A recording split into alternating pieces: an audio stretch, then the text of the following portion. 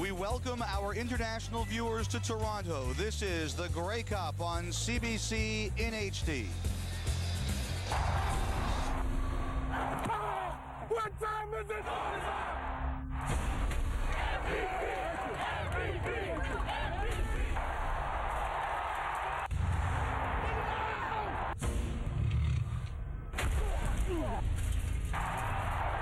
The waiting's over.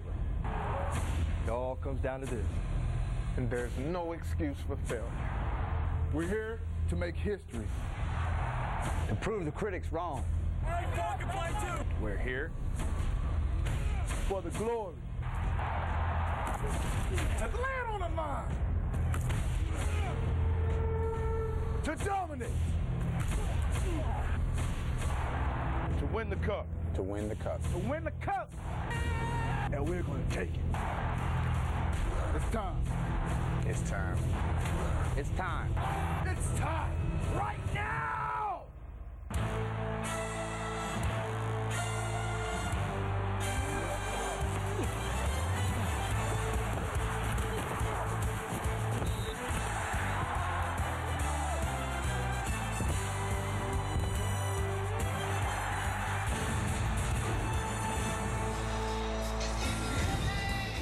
Yes, it is time at the Rogers Centre right in downtown Toronto to crown the champion. The Saskatchewan Roughriders, who haven't won since 1989, or the Winnipeg Blue Bombers, who haven't won since 1990, may be the two most loved franchises in their regions in this entire country. It is the green of Saskatchewan and the blue and gold of Winnipeg that dominates the sellout crowd here in this building this afternoon. But no question that the biggest story coming in, and U.S. football fans will know him, Ryan Dinwiddie, who in his senior season at Boise State threw for 4,356 yards, 31 touchdowns, and only 7 interceptions. But he is making his first professional start today. It's almost unheard of for a quarterback to make his debut in this kind of game. And as we welcome you into the panel, Kahari Jones, Greg Frères, David Benefield, 3 Grey Cup rings, 8 All-Star bursts between them. We know the quarterbacks are important, but Kahari, who's the next most important player today? Wow, I think it has to be the receivers that they throw to, either Milt Stegall for Winnipeg or DJ Flick for Saskatchewan. Both of these guys are going to play a big role in their offenses, and they have to really show up today. When I think with a young quarterback in Dinwiddie, your defense has to play lights out, but also your special teams. Look at a guy like Keith Stokes, light it up, took one back last week for a touchdown. He needs to be big, be able to put some forward for that offense. And I'm going to go with my defensive boys. I'm looking at Maurice Floyd, Reggie Hunt, and of course, Scott Schultz. They're going to be the ones who are going to have to make a lot of stuff happen today. That's the Saskatchewan defenders, and they have been great in the playoffs. To call it today, we send it up for their own game notes and game points to Mark Lee and Chris Walby. Gentlemen? Thank you, Elliot. Well, it's been the story all week. The fact that the Bombers' hopes in this Grey Cup game are in the hands of a backup quarterback, Ryan Dinwiddie. Yeah, he was a star in college football. That was a while ago, 3 or 4 years back. But Chris, his first start in the Grey Cup of all places, we've looked into the record books, and as far back as World War II, this has never happened. Well, you would think about this. We're talking about his first professional start, and it's in the biggest game of the year, the Grey Cup. Now, I talked to Ryan Dinwiddie early this week, and I said, who do you compare yourself to? And he goes, hey, John Elway, Brett Favre. He said, I just haven't been given that opportunity because I've been tagged low. I don't have a strong enough arm. I'm too short. I remember another guy they tried to give that tag to, and that was Doug Flutie. Turned out pretty good for himself. The biggest thing about him, he has to learn to manage the game, put the ball in his playmakers' hands, and avoid the crucial turnovers. Well, he's cocky, no question about that. By contrast, Saskatchewan's Kerry Joseph was named the most outstanding player in the CFL this year. He's 34, and there's a sense of urgency. He wants to win his first cup before it's too late. Well, what a competitor Kerry Joseph is. The most outstanding player, as you say, and really the main reason the Saskatchewan's in the Grey Cup game. I mean, he just happens to be an outstanding quarterback who actually is a pretty terrific athlete. Now, if Kerry Joseph utilizes both his legs and his arm today, that will pose challenges to the Bomber defense, and I think they got a chance to win this cup. If he decides to be a drop-back passer and sit in the pocket, oh no, I think the edge goes to Winnipeg. No question, he's carried this team all season. All right, big man, one last time, your game notes. Let's do it. Let's bang these off. For Saskatchewan offensively, the outstanding player must be the Bomber Slayer. We're talking about Kerry Joseph. You know, in 2 playoff games, over 600 yards passing, over 200 rushing. He is the key to that offense. On defense, to win the cup, you must mix it up. Let's make Ryan Dinwiddie hold the ball. Let's not give him a steady mix of what we're doing on defense. Blitz him, drop back into zone. Give him some options. For Winnipeg on offense, Dinwiddie, great cover bust. You know, this guy could be an icon in Winnipeg if he wins today, or he could be a bust. You know the old saying, hero to zero. On defense, hey, ground the Canadian Air Force, and it's all about the big three. Talk about DJ Flick, but how about Palmer? How about Corey Grant? Now, how about the guy that's really come to play, has for the last couple games, Andy Fantuz. Yes, this Grey Cup, the 95th, has all the makings for a storybook ending. The script, Elliot, has yet to be written.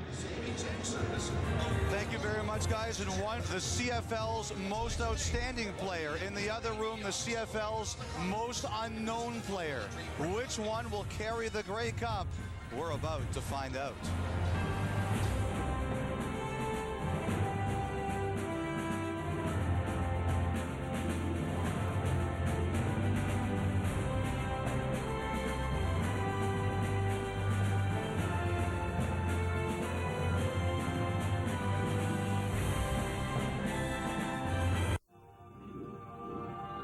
You can practice risk avoidance. You can aspire to blend in quietly.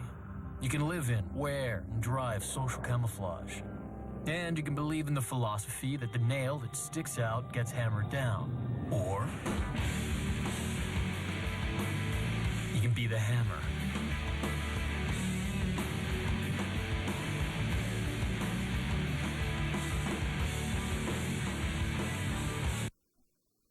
On this field, there are no refs, just timekeepers. Introducing new Campbell's Chunky Barbecue Flavored Soups. Hearty soups to feed an NFL-size hunger. Campbell's Chunky, official soup sponsor of the NFL.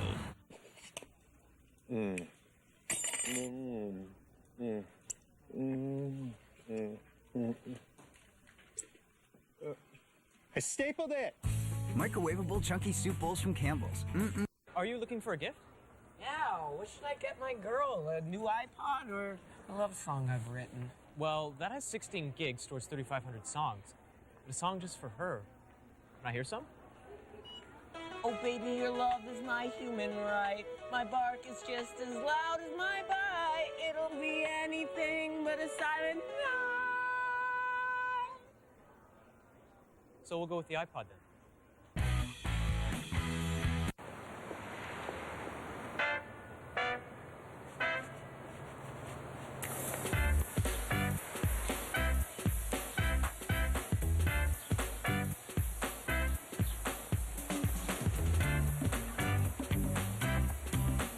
Make the change from change with the new Quick Pay Tim card from Tim Hortons. Convenient and reloadable, it's the easy way to pay. Ask your server to get started today. Hey, cheerleader, how you doing? Doing well? I'm doing well. I'm well, thanks. You? Business is booming. Lots of clients, lots of places to send things. I got to be ready for anything. Do I hear a huge new client on the West Coast? Lots of stuff, lots of places. Surrey, Sudbury, St. John's. A little bit nervous, a little nervous. Okay, lots of nervousness. Hey, boss, how you doing? I'm crazy. Everything moving. Coffee later. Let me know. I'm going to be here all day. Cheerleader, good to see you. No problem. Talk to you soon. Anyhow, back to you. I got to get all this stuff to locations all over Canada. Can you do it? Tomorrow 9 a.m. guaranteed. Sold. I'm going to When you ship with Purelator, out of the ordinary is never out of the question. Where business is going.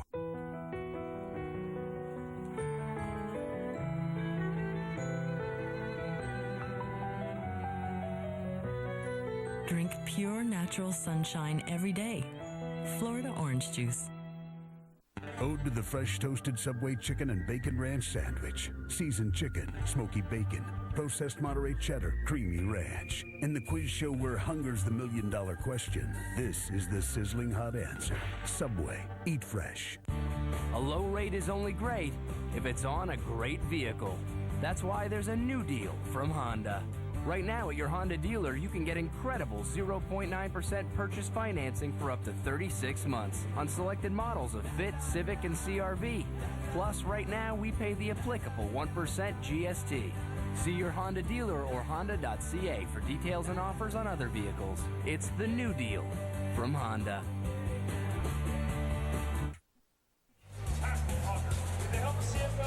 Chris Walby moments ago compared Ryan Dinwiddie to Doug Flutie in the sense that there were a lot of negatives about him. Should be pointed out the last time the Grey Cup was played here in Toronto, Doug Flutie won his first championship. So we'll see as Flame Guy shows up here. He's everywhere Saskatchewan plays. If Ryan Dinwiddie can follow that story. A lot of great Saskatchewan and Winnipeg fans here, fans from all over the country, and they want to know who we're picking. Kahari? Oh, my goodness. Winnipeg, you know I love you. You know that in my heart. But I'm going with the Rough Riders. I have to go with the most outstanding player over the guy making his first start. I am so sorry, Winnipeg. Right? You know what? I've been horrible in the playoffs, so I don't know if you want me to pick your team, but I'm going with Saskatchewan because I think that Charles is going to be contained. That defense is playing great fundamental football. They're going to stop the run. Did a great job last. Joe Smith beating BC. Going to do a good job against Charles Roberts. That's why Saskatchewan's going to win this game. Without a doubt, this has been the year of upsets left, right, and center. And with that said, I'm not going to call an audible, Josh. I'm going with Saskatchewan to win the game. That was Darren Flutie last year. He changed his pick at the last second. I'm going with Winnipeg, and the reason is that Barron Miles, who I really respect, is one of the smartest players in the league, who has forgotten more about football than I'll ever know. He said, as long as they can protect Dinwiddie, he's going to be okay. And that's why I'm picking them in this game. There's my buckwheat. Tribute to buckwheat. We'll be back with the player announcements next.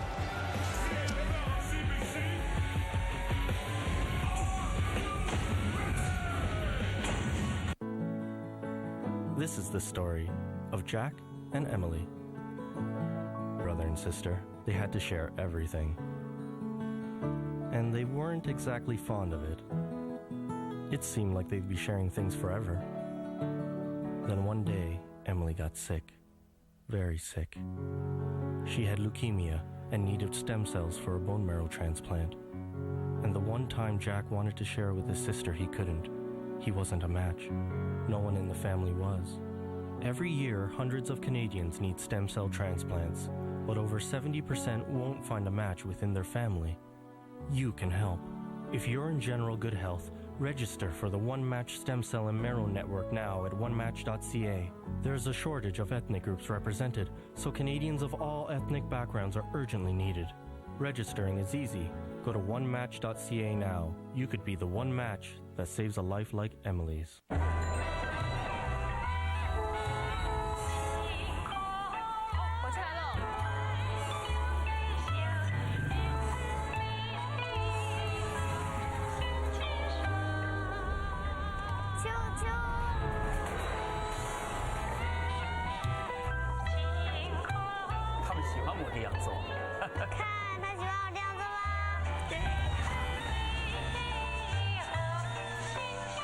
My name's Dewey Cox. Looks like I got some proving myself to do.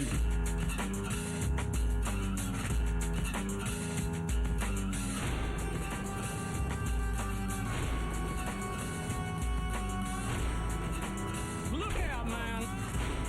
All I need is my music. I don't need you, and I don't need you. If anything, you need me. You're a baby. Walk Hard, the Dewey Cox story.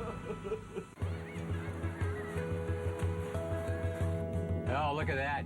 It looks like a snow day. That looks like fun. Unless you're that guy on his way to work. Goodyear Ultra Grip Ice will help him get there. Goodyear Ultra Grip Ice winter tires bite into snow and ice, helping you get there, no matter what the road conditions. Well, that kid's got some arm. I bet you can't do that again. Innovative thinking up here, so you could get there. Goodyear, get there.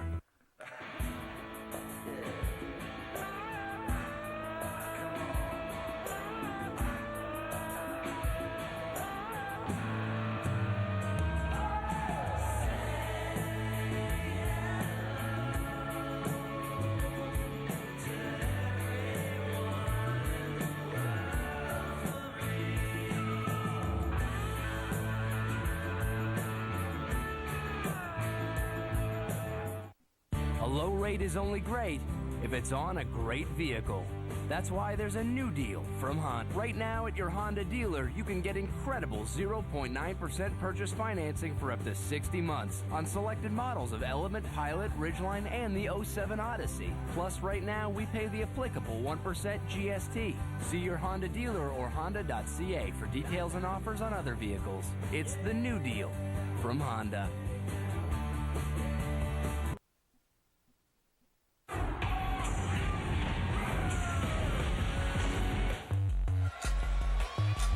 For the player introductions, we send you to Steve Armitage and David Arsenault.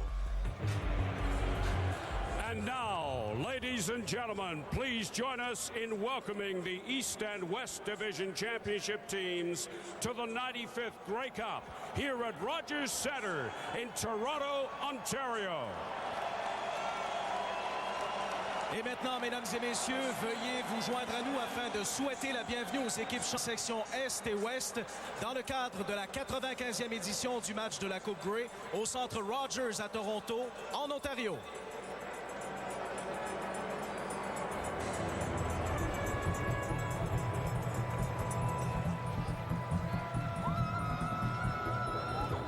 Now, let's meet the Saskatchewan Roughriders defensive lineup.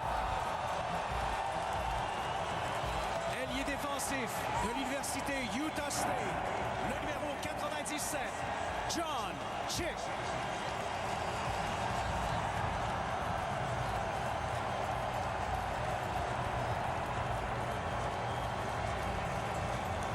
Defensive tackle from the University of Eastern Kentucky, number 51, Marcus Adams.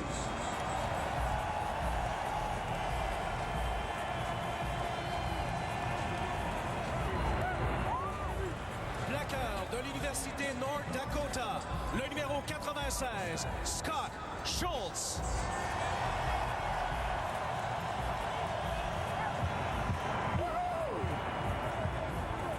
Defensive end from Southern Arkansas University, number 41, Fred Perry.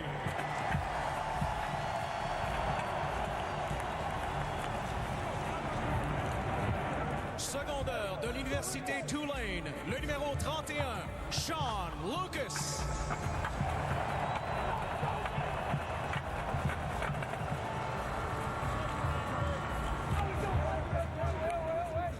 Middle linebacker from the University of Connecticut, number 47, Maurice Lloyd.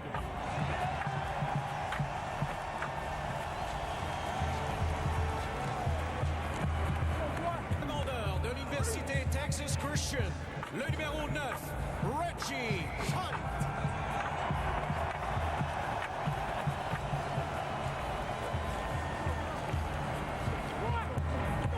At cornerback from Arkansas State University, number 19, James Johnson.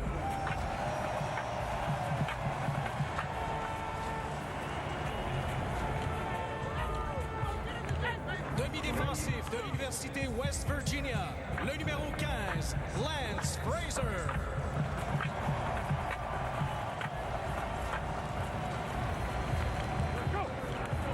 Free safety from the University of Ottawa, number 26, Scott Gordon.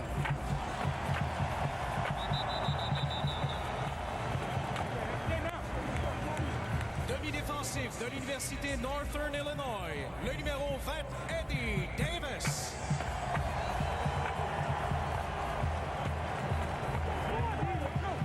At quarterback from the University of Northern Arizona, number 24, Justin Araman.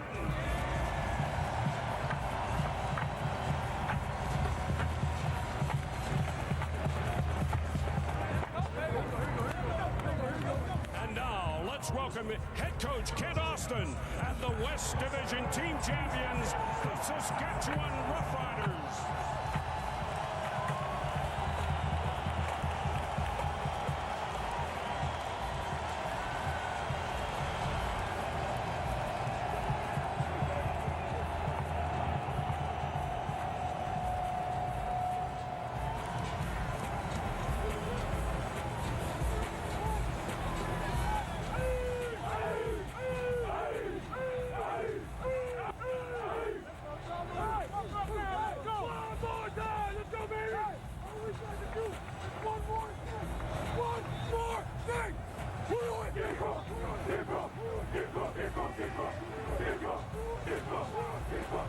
Et maintenant, voici la formation partante à l'attaque des Blue Bombers de Winnipeg. Bloqueur à gauche de l'Université Laval, le numéro 66, Alexandre Gauthier.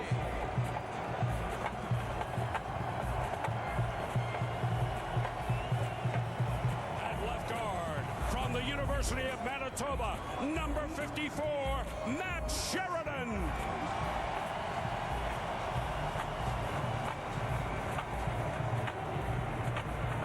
Le centre de l'Université Laval, le numéro 53, Dominique Picard.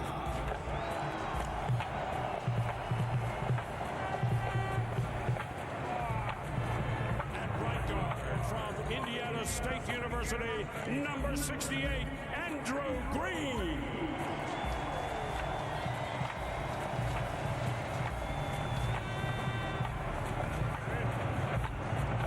Bloqueur à droite de l'Université Kent State, le numéro 64, Dan Goodspeed.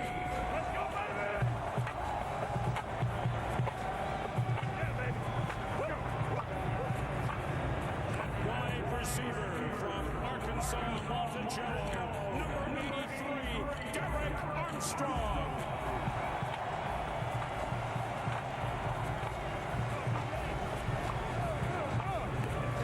Demi inséré de l'Université de Windsor, le numéro 86, RJ Franklin.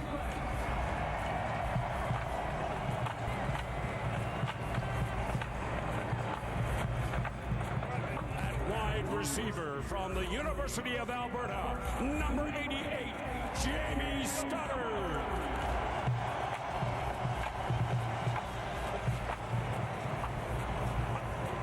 Receveur éloigné de l'Université Georgia State, le numéro 82, Terrence Edwards.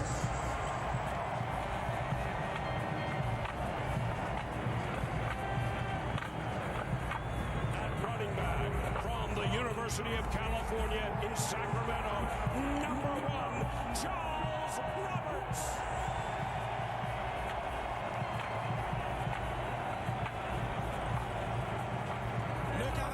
De l'Université Boise State, le numéro 4, Ryan Dinwiddie.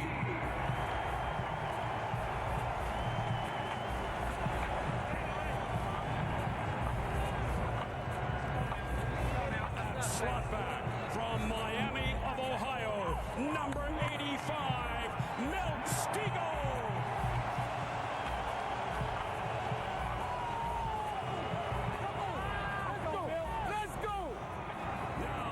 Welcome head coach Doug Barry and the East Division team champions, the Winnipeg Blue Bombers.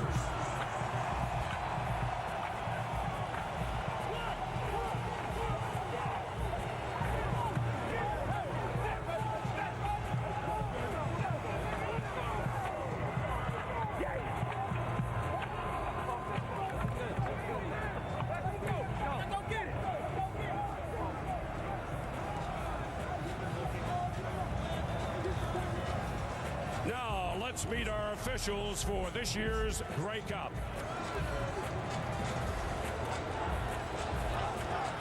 Our referee, number 32, Glenn Johnson, an 18-year veteran of the CFL, here today in his 8th Grey Cup appearance. The remainder of the officiating team, umpire number 24, Bill Higgins. Head linesman, number 35, Don Cousins. Number 52, Boris Velchek, the line judge. Number 40, Heinz Brenneman, side judge. Number 70, Don Ellis, the back judge. Number 48, Kim Murphy, the field judge. And our ultimates today, number 62, Jake Ireland, and number 37, Jason Maggio.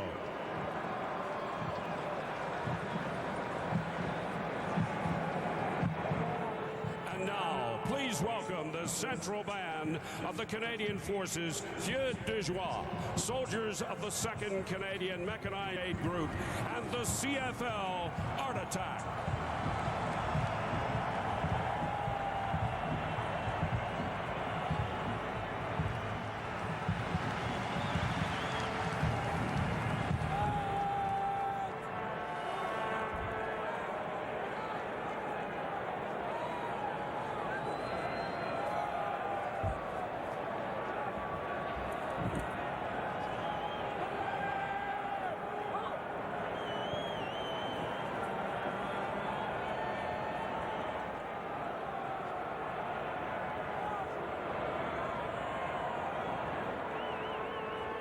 Ladies and gentlemen, will you please stand as we pause for a moment of silence in recognition of the men and women of the Canadian Forces who have bravely served our country at home and abroad. Mesdames et messieurs, veuillez vous lever afin d'observer un moment de silence pour honorer les hommes et les femmes des forces canadiennes qui sont tombés au combat au service de notre pays.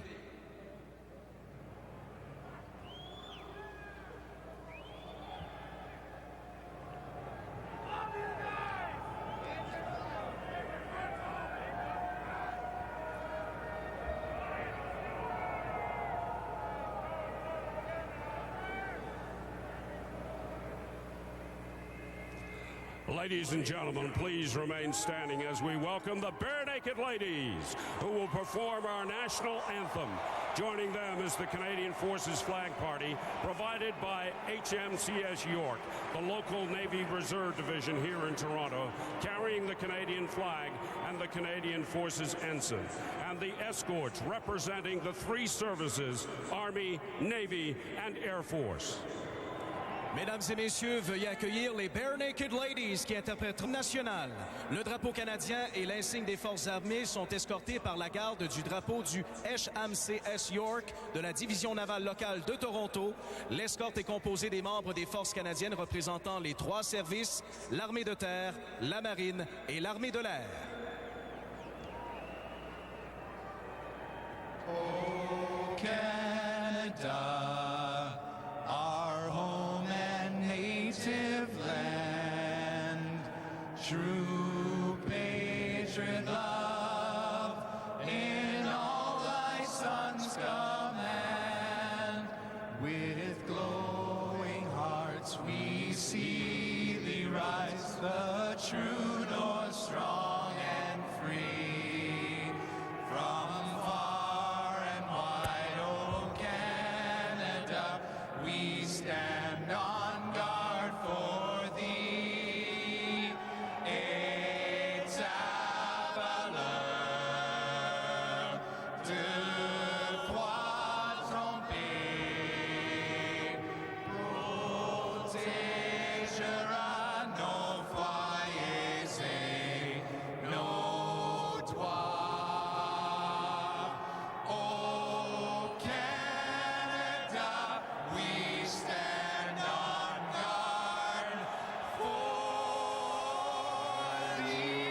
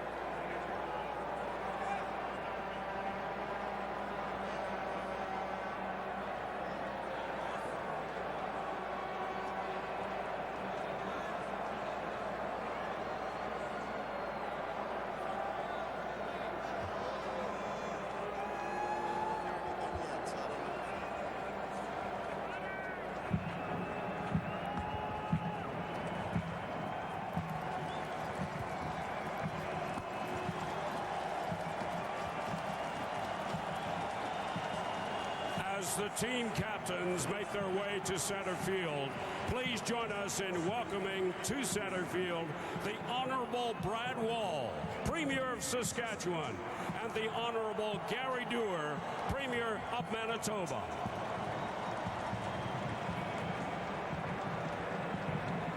In a long-standing tradition of association between Her Majesty's representatives and the Canadian Football League, we are honored to have with us the Honorable David C. Onley, Lieutenant Governor of Ontario. His honor is accompanied by his aide-de-camp, Captain John Drugala, and Commissioner Mark Cohan of the Canadian Football League.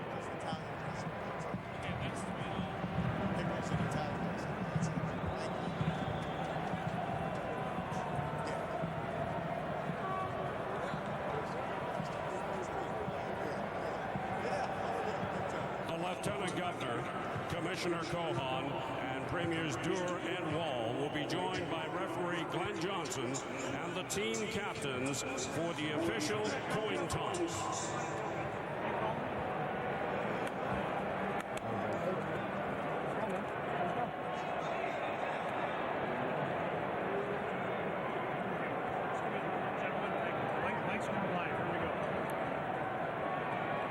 This is the ceremonial coin. That is the head. That is the tail. Saskatchewan, you're the visiting club. Who's calling the coin? The call is? Tails. Tails is the call. Sir, flip the coin. Tails is the call. Here we go. Everyone ready? Yes, sir. Okay. It is a tail. You've won the toss. You can choose now or defer. You're going to take the football. What side would you like to defend? Stay where you are. Saskatchewan will receive the start. Good luck, gentlemen. Remember, Fair, you can't hit nobody on the 37. Jeremy O'Day decides to receive. They want the ball immediately. No waiting to the second half for the Rough Riders. Kickoff is next.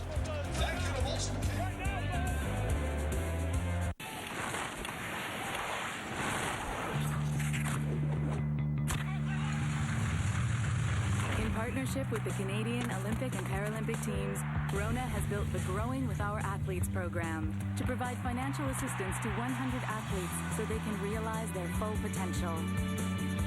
When you buy one of these special edition products, Rona's $1.50 to the program, so you too can be part of the dream. Win big with CBC this fall. Every week between October 1st and December 20th, we're giving away great prizes just for registering and answering a question about CBC's exciting fall lineup. Prizes include MP3 players, LCD TVs, prime tickets to CBC televised hockey games, and more. Log on to cbc.ca and check out our schedule every week for your chance to win. For full contest rules and regulations and to enter, visit cbc.ca/contests and keep playing and winning every week. What's the deal? You're more valuable to us here than rotting in jail. Meaning I do what? Provide us with the intelligence we require. Sign it. Don't miss Intelligence, Monday at 9 on CBC. Tonight on CBC News Sunday Night. She's leading a huge lawsuit against a big bank. You gotta fight for yourself. Change how you're paid for your work. Tonight at 10 on CBC.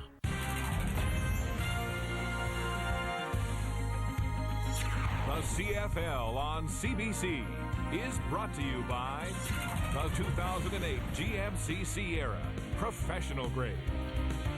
By Rogers. Text Lenny to 4744 on your Rogers wireless phone and download Lenny Kravitz ringtone.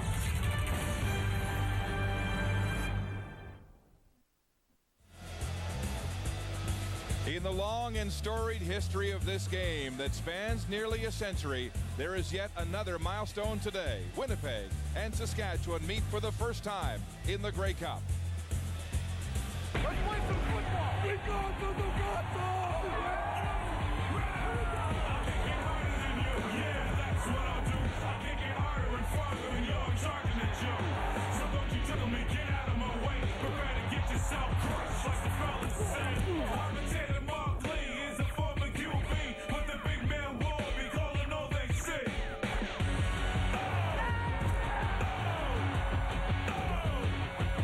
CFL on CBC got millions of fans. We got a chorus of warriors chanting up in the stands. First down, I think you fumbled and I stole the ball. Next down, I saw your teammates and I crushed them all. Third down, you see me running, but you can't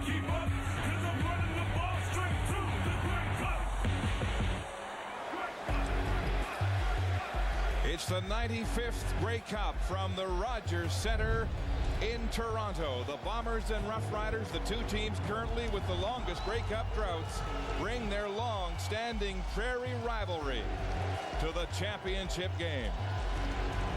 The Rider Nation is here, all dressed in green and white. Their team in this stadium in 1989. The Bombers 1 year later in 1990. But Chris, the big question is, can the Blue Bombers overcome the loss of their outstanding player and their leader, Kevin Glenn? Absolutely, and why do I say that? Because of the surrounding cast. The fact is, when you got three receivers over 1,000 yards, you got Charles Roberts in the backfield, and you've got an offensive line that surrendered the least amount of quarterback sacks in the CFL. That allows you an opportunity for your quarterback to get comfortable. How about the Riders? They seem like the team of destiny, overcoming a plague of injuries and upsetting the powerhouse BC Lions in the West Final. Well, just remember this. This team was 12-6.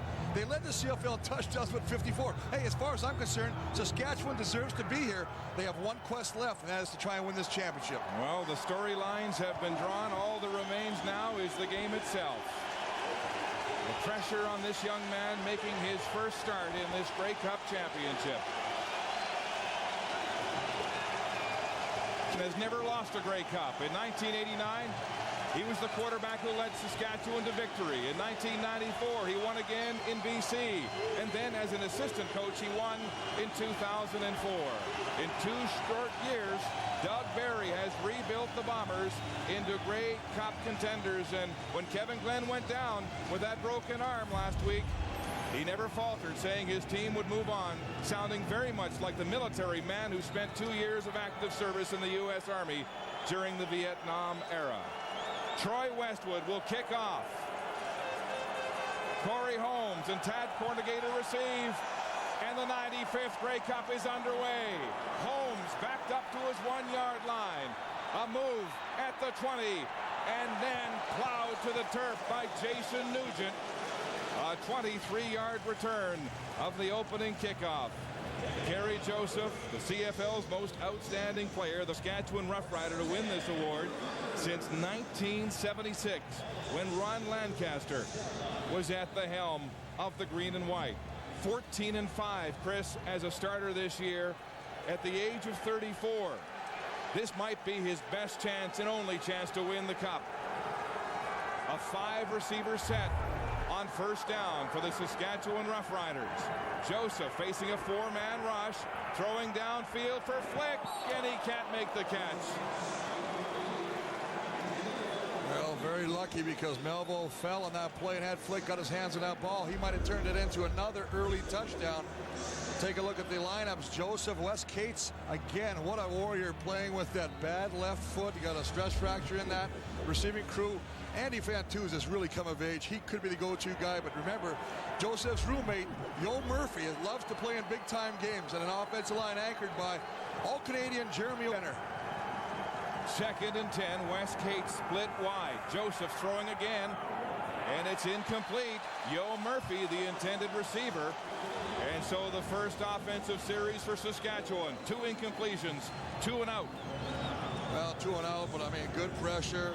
And again, Kerry Joseph sitting in the pocket. A little surprised, thought he'd get outside. Let's take a look at that defensive line. Tom Canada, how about Doug Brown in the middle? I mean, they can play, and Jerome Haywood might be the unsung hero on that line. Of course, Barron, since we know about him, 112 tackles, Ike Charlton, Cam Hall, outstanding linebacking crew.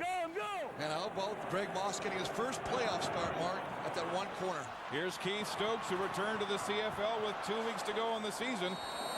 And he's wrapped up shy of the midfield stripe for a return of 16 yards, but terrific field position for this young man. The kid making his first CFL start here tonight in the biggest game of his life, the Grey Cup. He's only thrown 24 passes in 3 appearances this year, but thrown into the maelstrom of the Grey Cup after the starter, Kevin Glenn, broke his arm last week in the East Final. First down for Dinwiddie, facing a pressure defense. 6 receivers set. The ball's tipped at the line of scrimmage and falls incomplete as John Chick, the rookie, got his paws on that one.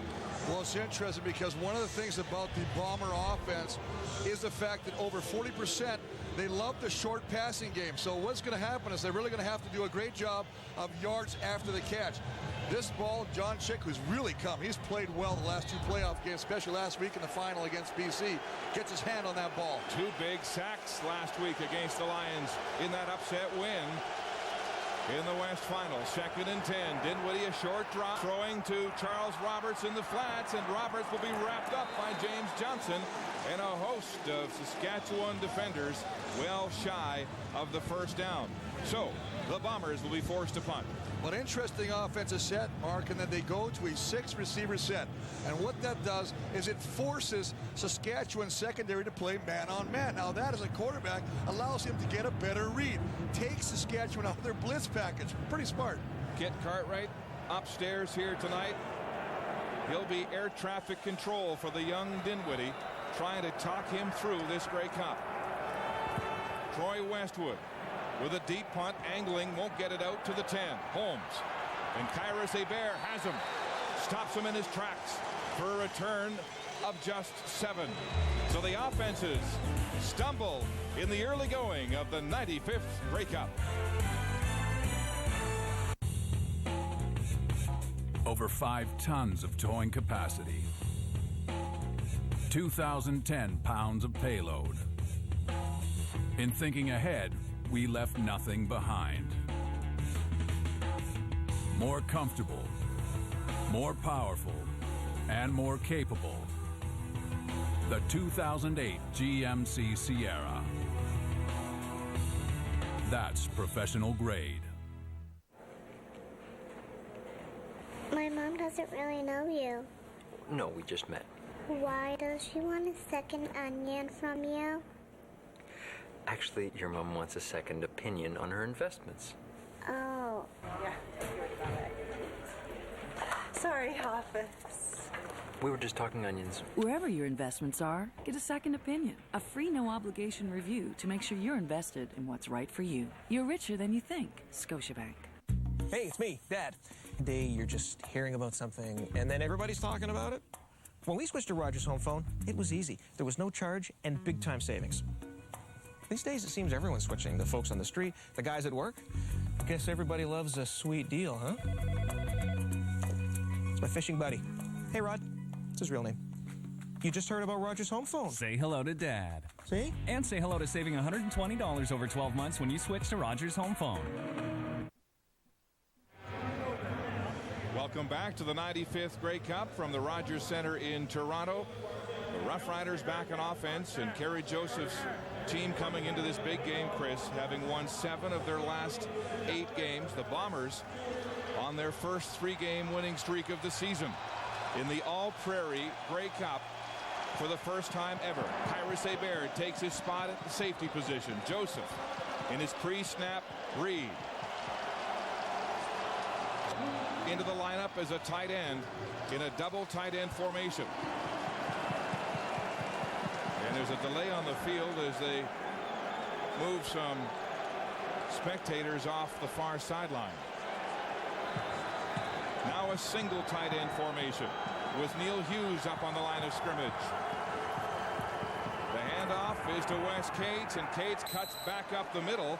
And it's tough going there as Ike Charlton makes the tackle. Charlton coming back to the Bombers at midseason from the NFL, and a big tackle there to limit that game to 3. Well, and it really is good. I mean, they're just going to do a lead block. Chris Zarkin's going to come through, but of course, Wes Cates sees something backside. You got to really love the way this guy plays, especially with the stress fracture in his left foot. He had to take a shot to freeze it before the game. Second week in a row, Wes Cates coming to the aid of his team, playing on a broken foot. Second down, 6.5. Joseph under pressure, and he'll run for the first time. Joseph upfield, busting tackles, still on his feet to center field.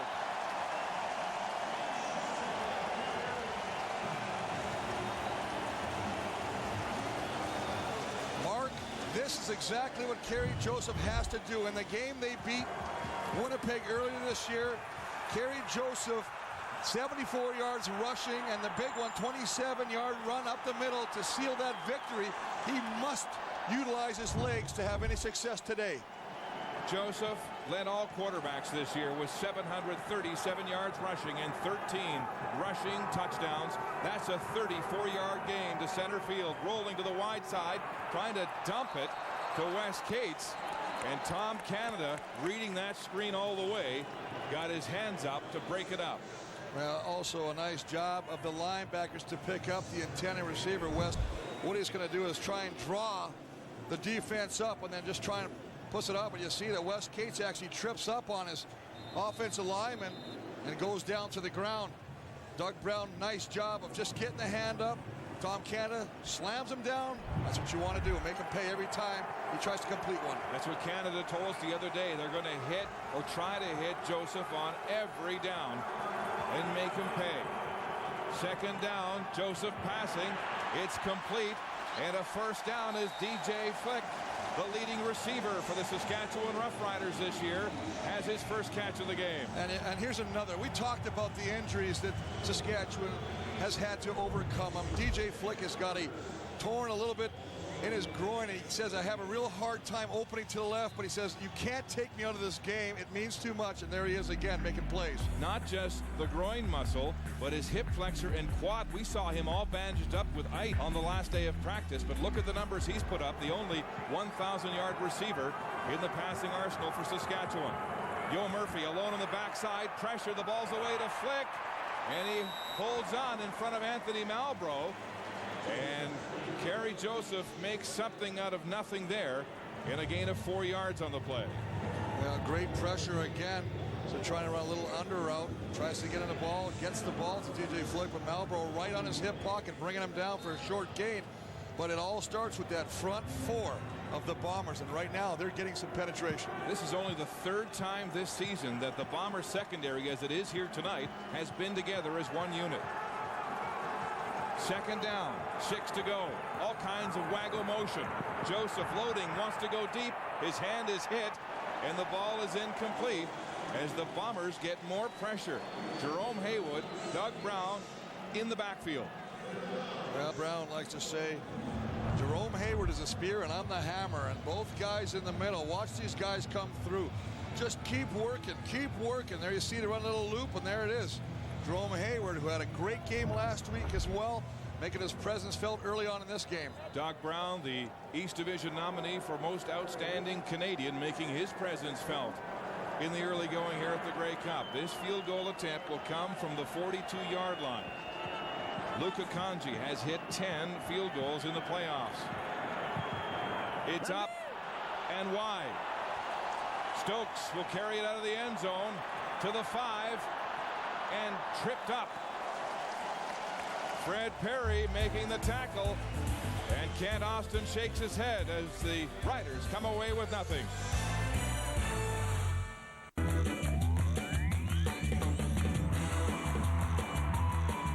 You do your thing. Leave the rest to us. Ramada locations across Canada, over 850 around the world. Byron Parker, Arlen Bruce, and teaming up with the Argos, Cody, a War Ants champ. Cody lost his leg in a lawnmower accident. Now he's a safety ambassador.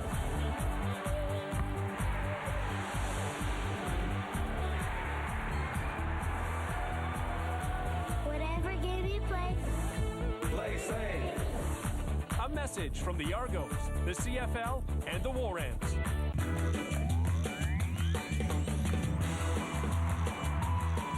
You do your thing. Leave the rest to us. Ramada locations across Canada, over 850 around the world. Dolce, smile. Oh, not again, Maria Sharapova. Look how cute. A little snap happy with the new camera, no? Look at me over here. Yes, yes, I see you, tennis champion. Come on, roll over, please.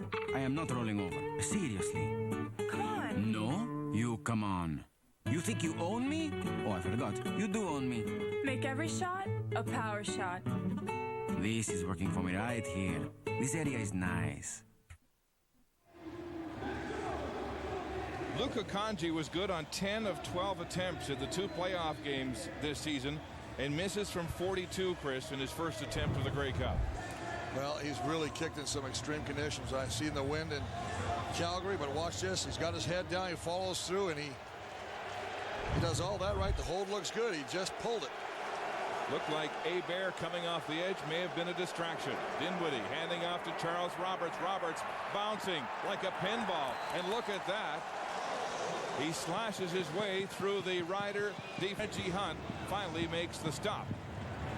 Well, it'll be interesting to see this offense. Of course, it's all been about Ryan Dinwiddie, the 26-year-old first professional start out of Boise State. But Charles Roberts hopes to take some of the pressure off him. 3 of these receivers over 1,000 yards, led by Terrence Armstrong. And how about that offensive line? Dan Goodspeed, all-Canadian, East Division, most outstanding offensive line. Andrew Green, who used to play for Saskatchewan. First down after the 10-yard carry by Charles Roberts. And he gets the call again. Look at him try to bounce outside away from Chick. Here comes Maurice Lloyd, and he's swallowed up with help from Scott Gordon at safety. Well, that all started by the front four. We've talked about a number of them, but I'll tell you what, John Chick, he plain out can play this game. They found a compliment to the other side, Fred Perry, who leads the team in sacks. The linebacking crew, how about Maurice Lloyd? I mean, this guy's playing with abdominal strain. He's hurt, can't practice, but he shows up in the game. And Scott Gordon get the start at safety, really an impact player at that safety position. You know, back in the semifinal, Kent Austin said, I didn't think he'd get out of the first quarter. He's so banged up. But he did. And he's here to play today. Second down 10. Dinwiddie throwing short side, and Roberts drops it. The ball was there and incomplete. And so the Blue Bombers will have to punt. Charles Roberts saying he thinks it's his destiny to be the Grey Cup MVP today, not with plays like that. Well, he says he doesn't lift weights, he just visually trains, and he said, I feel that I will be the most outstanding player today, but not if you keep putting that ball on the carpet. You got to hold on to those ones, and especially to help the confidence and give some momentum to your rookie quarterback, Dinwiddie. I've never heard that before, visually training. Westwood with a bomb, pushing Holmes back to his 28. Holmes now straight up the field, head down, shot down by Neil McKinley for a 19-yard return.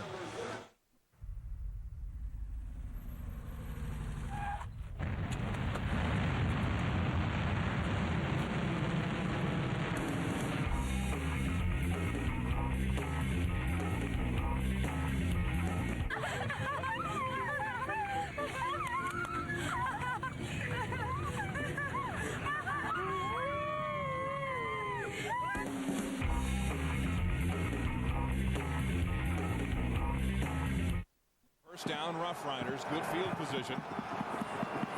Joseph popping, firing with authority, and Mike Palmer grabbing for it, incomplete. Michael Palmer, who was released by the Toronto Argonauts at midseason, finds his way back in Toronto in the Grey Cup as a late season addition in Saskatchewan. And he really did this nicely against the man. He's just going to curl over in the zone coverage, get behind the linebacker. He's right in the spot. He just can't come up with the grab, and he knows it right there as he slaps the ball in frustration. Palmer dropped a touchdown pass last week at BC Place. 2nd and 10. Joseph facing blitz now. Stepping up, gets away, throws it up for grabs. It's intercepted. Greg Moss returning it for the Bombers in the first turnover of the Grey Cup. You're watching the CFL on CBC in HD.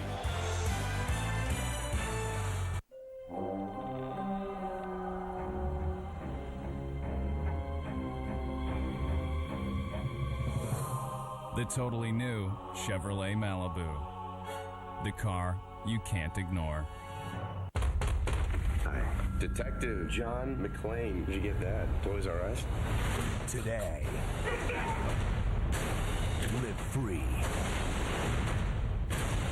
or die hard.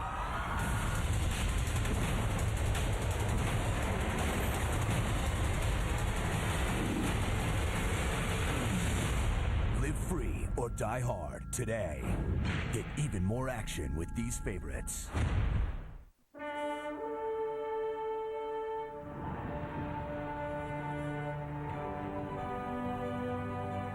The totally new Chevrolet Malibu. The car you can't ignore.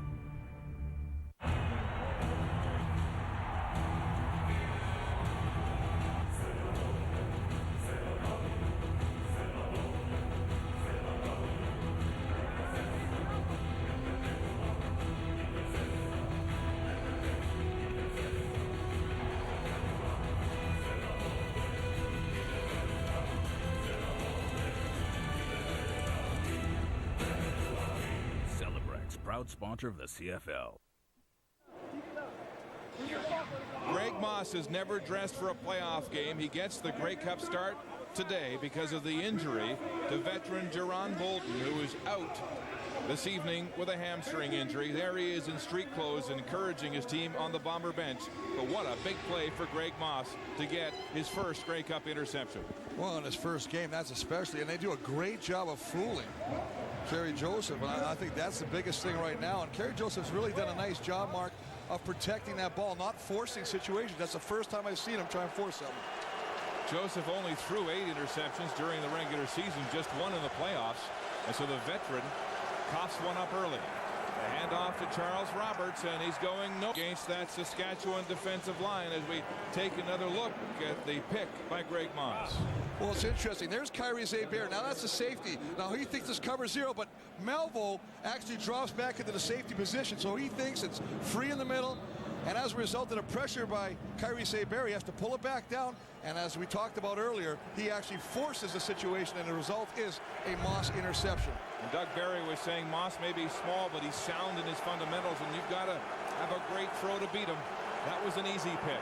Here's Dinwiddie on 2nd and long, throwing into traffic, and a big catch by Milt Stegall. Stegall, 13 years in the CFL, and back looking for his first Grey Cup. Talking retirement should he win.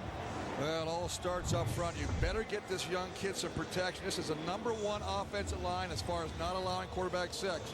They sit back there. They give him a nice throwing lane. If you want to make completions, go to the most prolific touchdown scorer, the most reliable receiver you got, and that's Milt Stegall. 144 touchdowns to break the league record this year. The handoff to Roberts, and he's slammed. John Chick drills the Bomber back to the turf for a loss of 3. Well, I'll tell you, Mark, I would like to be John Chick's agent. Watch him come off there. He just comes off the block and just basically blows into the backfield. I mean, whoever his agent is, he's going to have a lot of videotape to take and talk with the general manager when they redo his contract. John Chick, the rookie out of Utah State.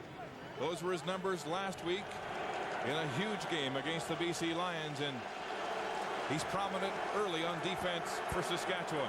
Empty backfield, 6 receivers on 2nd and 13. Dinwiddie standing in the pocket, throwing for Stegall.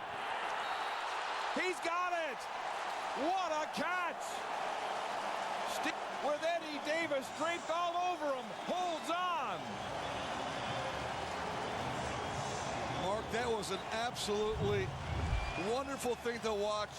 As a 13-year veteran from Miami of Ohio, watch the concentration as he brings that ball. Eddie Davis is right there in the hip. Nice thrown ball by Dinwiddie. But again, the concentration, never losing sight of the ball, and the ability to adjust as the ball is in the air. That's what makes Milt Stegall such a dangerous receiver. 42 yards. The gain on the bomb to Stegall. Bombers threatening the handoff to Charles Roberts, and he's straightened up. It's Maurice Lloyd, the middle linebacker, with help from Reggie Hunt, to limit that gain to just 4 yards. On the sidelines this afternoon, Kahari Jones. Guys, I'm down here on the sideline, and I remember talking to Coach Barry yesterday. He said that basically he was going to run the same offense as they've been running with Kevin Glenn. The only difference is he is going to rely on Charles Roberts and Milt Stegall. Who's got the majority of the balls today? Charles Roberts and Milt Stegall.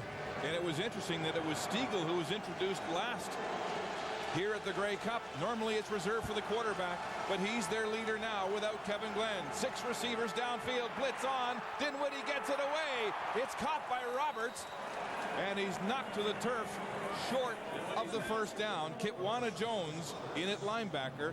to make the play. Well, I'll tell you what, Kitwana Jones may have very well saved the touchdown, because this is an absolutely excellent read by Dinwiddie. And all Charles Roberts is going to do is curl around the top. Now, because of the pressure, he has to throw off his back foot. And as a result, he doesn't get enough on the ball. And Charles Roberts, who is wide open, has to come back and go down. If not, he's in the end zone. Troy Westwood, in his last Grey Cup in 2001, he missed 3 of 4 attempts. He's here to as his Demons, attempting his first of the game from the 16-yard line. Jamie Stoddard to hold.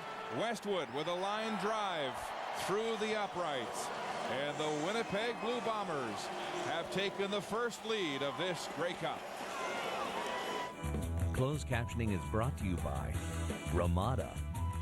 You do your thing. Leave the rest to us.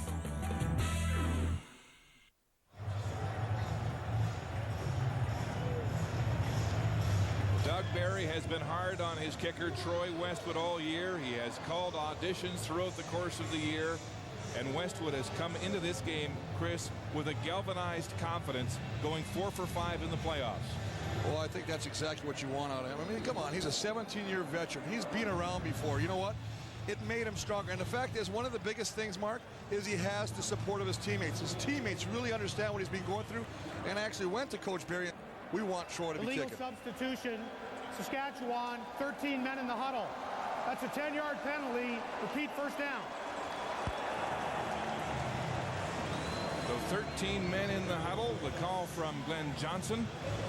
And Kent Austin doesn't like the way this game has started offensively for his team. It will back up the Rough Riders to their 25-yard line. 1st and 20. Joseph looking for the option and pitches it incomplete, trying to get the ball to Corey Holmes. But Doug Brown was in the way again, a big man at 6'8". Well, the reason Doug Brown is there is his partner in crime, 44. Watch Tom Canada come around.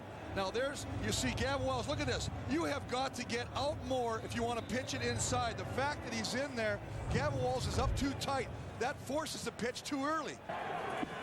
There he is, the big man, Doug Brown. Had a tremendous year with those 7 sacks. 1 in the playoffs. Joseph 2 for 9 so far passing. In a tough start. Under pressure again. And he's sacked and hit hard as Kelly Malvo comes from the secondary in on the play. But there are flags down on the field. And Joseph has been surrounded with pressure in this first quarter. Well, it'll be interesting to see what the flag is, but the fact is that all Joseph is looking at right now, and it's going to go against Saskatchewan, is they have taken Joseph's ability to look downfield. Right now, what he's looking at is the rush. And as a result, he has to pull the ball down, and he's forcing things. He's not comfortable at all back there right now. And you're seeing there's a whole discommunication with him and the receivers right now. Penalties decline. 3rd down. Well, the Riders will have to punt, and Joseph 2 for 9 for only 20 yards and an interception. He's having a rough start to this Grey Cup. He puts so much pressure on himself, Chris. Joseph's desire to win is so strong, and his coaches often said he just needs to relax and try to get a few plays going. Jamie Borum with a tall punt to the 47. Keith Stokes trying to go wide, turning around, and he's hammered. Kitwana Jones makes the tackle on special teams, and the return is just 6 yards. A reminder coming up at halftime of this 95th Grey Cup, Lenny Kravitz will be the entertainment, and a lot of fans have been waiting for that, Chris, when the announcement was made 2 months ago. Brian Dinwiddie into the football game, a young man who is cocky, a Californian who likes to trash talk with the best of them. We saw him last week getting into the grill of Adriano Belli when he came in relief of the injured Kevin Glenn. He's got position here. Play action, rolling short side with time.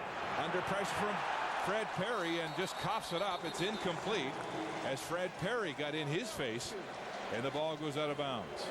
Man, here's a rookie mistake by Dinwiddie, and the fact that he's trying to force the situations. He gets to the outside, and he's very fortunate that he was in a throwing motion, because if he doesn't get that arm up, see, pump fakes right there now as he tries to throw it. If he doesn't get that arm up, it's a fumble. So in those situations, your coach is going to tell you, pull the ball down, take the sack, re-huddle. Doug Barry said one of the things he liked about Dinwiddie was his ability to make plays, to read and call his own plays when he went up and down the field and threw 82 touchdown passes at Boise State. But this is a whole different game. Here comes the blitz.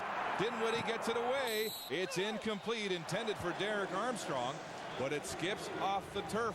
And so the Riders, putting pressure on the young quarterback, will force the Bombers to punt. And it's a situation of the pressure coming up the middle, forcing the quarterback to throw off his back foot. Watch as he sets back here now. Now he feels the pressure and he tries to lean back and get rid of that ball. He doesn't get enough on it.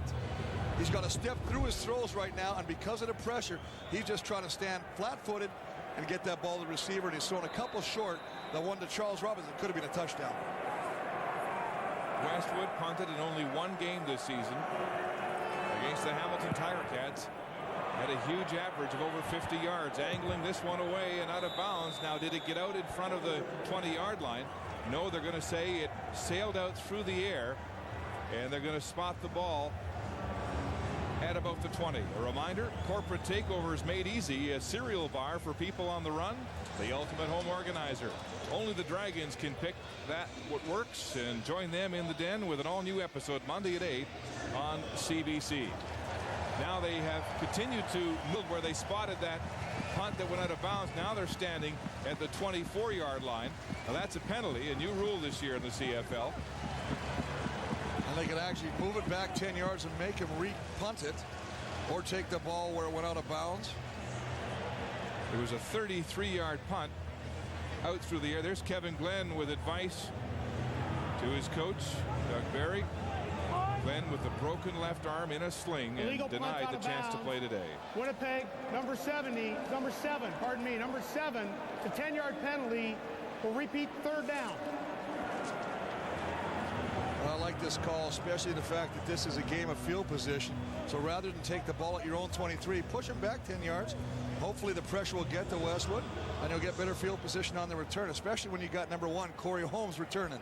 Westwood had a 56.7-yard average in the only game he punted it this season against Hamilton, then lobbed the very next week.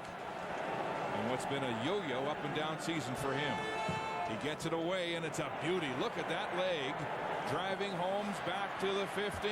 Corey Holmes surrounded, and terrific punt cover by a special teams unit that has come to play in the playoffs. A 51-yard punt by Troy Westwood, and just an 11-yard return as Jason Nugent makes the tackle. Westwood has come to this game determined to prove something to Doug Barry as we take another look at his punt. Well, he is absolutely kicking the ball. He does a little bit of an acting job right at the end there, trying to draw the flag for illegal contact.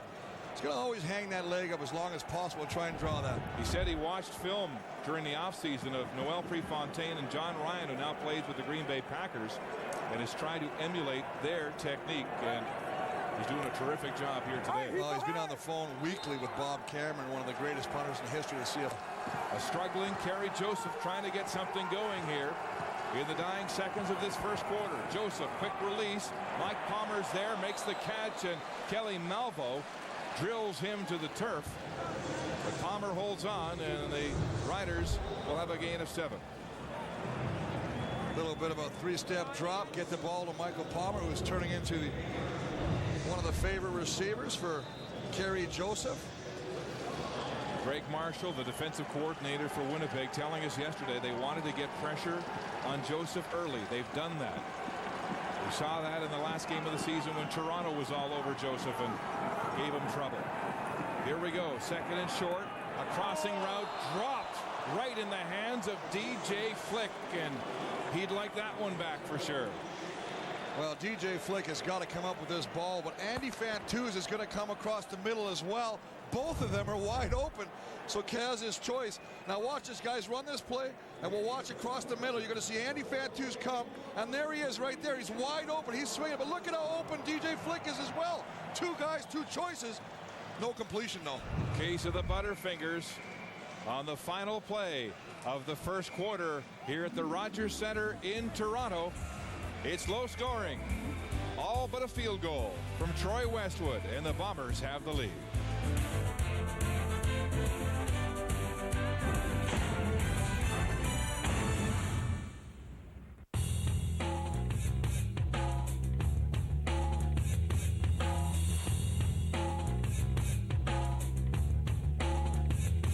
When we designed the 2008 GMC Sierra, we designed it from the inside out.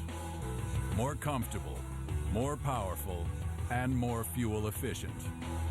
We examined everything and overlooked nothing. That's professional grade.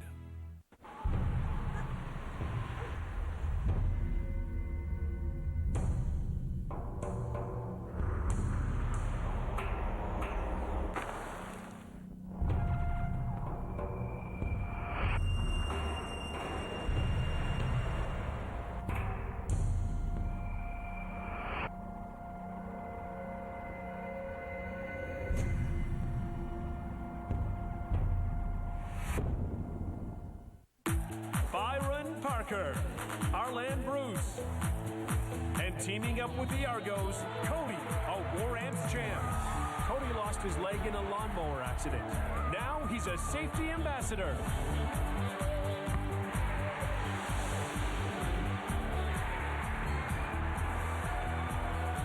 Whatever game you play. Place. A message from the Argos, the CFL, and the War Amps. Back at the 95th Grey Cup at the Rogers Centre in Toronto, Kerry Joseph hurried 4 times in the first quarter, hit 4 times in that first quarter, and 2 of his receivers have dropped very catchable footballs. Jamie Borum to punt, a 42-yard average this season, and Keith Stokes, who took one back 81 yards for a touchdown last week against Toronto, receives this punt at the 35. Cutting back against the grain and nowhere to go as Tristan Clovis makes the tackle on the threatening returner. A 39-yard punt, a 3-yard return as we check the first quarter statistics. Well, obviously you see the passing yards aided by the 2 catches by Milt Stegall for 56 yards. Charles Roberts, he's got a couple receptions, and he's had one where he could have took it on just underthrown. Good pressure from the Bomber defense, and of course the 1 interception by Greg Moss, getting his first start in the playoffs, and of course in the Grey Cup, with a big play on an errant throw by Kerry Joseph. Yes, Moss with his first interception this year. He made 9 starts, including the Labor Day loss at Saskatchewan, and has never dressed in a playoff game, making a huge Grey Cup play. And this is a secondary that only had 10 interceptions during the regular season. And it looks like the chain gang have got a kink, and they're straightening that out. Well, it's interesting, Mark, when you talk about their secondaries. We take a look at defense coordinator Greg Marshall. They're talking to him. I mean, 3 of their starting 5 secondary guys have not had an interception. Now it's only 2 because obviously Greg Moss got one, but I mean, that's something they really want to do, is try and create turnovers to give their offense a shorter field to work with. And that interception was of the pressure that Greg Marshall talked about. It was a duck as it went up in the air, and Joseph was in the grasp. So they've managed to get some heat on Kerry Joseph and not let him dictate the terms of this game. Well, I'm wondering what's going to happen as we take a look at Kerry Joseph, because right now, I talked about earlier that he can't sit in the pocket. And right now he is doing everything from the drop back position. I think he's much more effective on the bootleg, getting to the outside, putting some pressure on the outside of that Bomber defense. Joseph 3 for 11 and 1 interception so far in this Grey Cup. Kahari, you want to weigh in on the discussion? Yeah, I just see a lot of inexperience on the Saskatchewan Roughriders as a whole. That's something that Kerry Joseph hasn't done all year, is just throw the ball up. With only 8 interceptions throughout the year, he has been very good at keeping hold of the football. And those guys just don't miss balls like that. DJ Flick, Palmer, you can tell that the enormity of this day is kind of getting to these guys, and maybe in the second quarter we'll see these guys start to calm down. Here's Andy Fantuz. We haven't seen him yet be involved in the offense, but good point, Kahari. Kerry Joseph did not throw a single interception against the Blue Bombers this year in that home-and-home series at Labor Day and then the Banjo Bowl. And And Kent Austin has been a coach who says he does not berate his players. He builds into them. He teaches, builds confidence, and he's going to have to call on that confidence now. Here's Dinwiddie rolling wide open is Jamie Stoddard, the Canadian, and Stoddard will head upfield for a first down and a gain of 14 on the play. And Mark, this Bomber offense, which started the game with 2 2-and-outs, started to put something together in the third drive. And Ryan Dinwiddie, who is 5 for 9 right now, is starting to get a bit of a rhythm. Now, look what he's doing. He's not sitting in the pocket. He's rolling out, trying to push himself away from some of the pressure. And, of course, he cuts the field down, but he's got his primary receiver open. Stoddard, another veteran of 8 years in the line. Helped this young quarterback, had only 11 catches during the season. Here's Charles Roberts bouncing, stutter stepping, and then into the thick of that defense as Fred Perry again is in on the tackle, and the gain will be 2 yards. Well, I mean, the Saskatchewan defense came into this game saying we will shut down Charles Roberts. They are #1 against the rush. If you're going to beat us, Dinwiddie's going to have to put the ball in the air. Well, he's having some success right now with that. Dinwiddie still owns the NCAA Division 1A record with a quarterback rating of 168.9. He's a gunslinger. He's getting some confidence, throwing wide side and too high, going back to Stoddard this time on the wide side of the field. It's incomplete. Yeah, really a bit of a dangerous pass as he tries to go wide side all the way across the field to Jamie Stoddard. But let's take a look at what's happening. Well, here he's working against longtime veteran Eddie Davis, and he just gets caught up in the feet. I mean, that's not a penalty. You don't see, Milt's not going to complain about that. He understands. That's good coverage by Eddie Davis. Eddie Davis settles this secondary for Saskatchewan. He won a Grey Cup in '98 with Calgary. And lots of playoff experience, and now he's all over Stiegel. Westwood gets it away, shanks this punt low, bouncing. Can he get it out of bounds? No. Holmes twisting at the 10, then steps out of bounds is Kyrus Hebert. With good contain and no return. Milt Stiegel, the star so far today.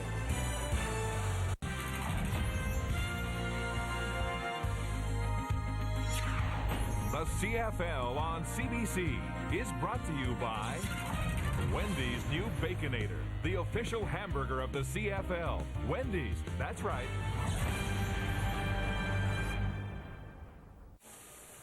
Trainee guy, I'm out of burgers. Can you give me some more? Yeah, sure. I love video, dear Ophelia. I'm just looking for some burger patties. Pray tell, trainee knave. Burgers in the freezer.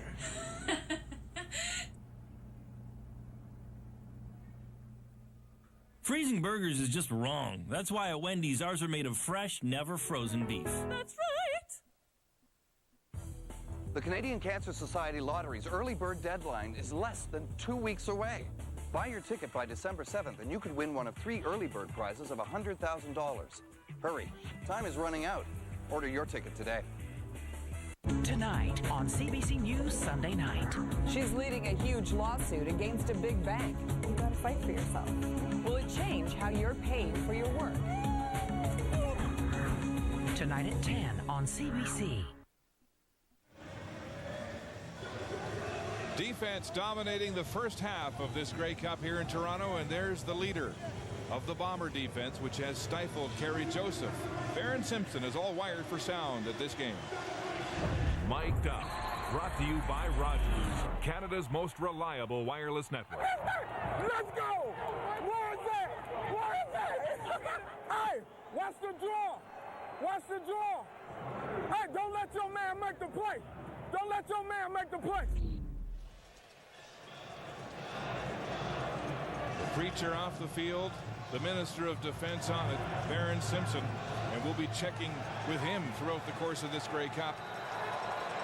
And you can see the Bombers have owned field position in this first half. Kerry Joseph now, first down at his own 11. Bombers showing blitz on first down, and Wes Cates just swallowed by Doug Brown. They're going to have to block 97 of the Bombers because he is a presence and a force. And right now, I mean, he is playing this game in the backfield.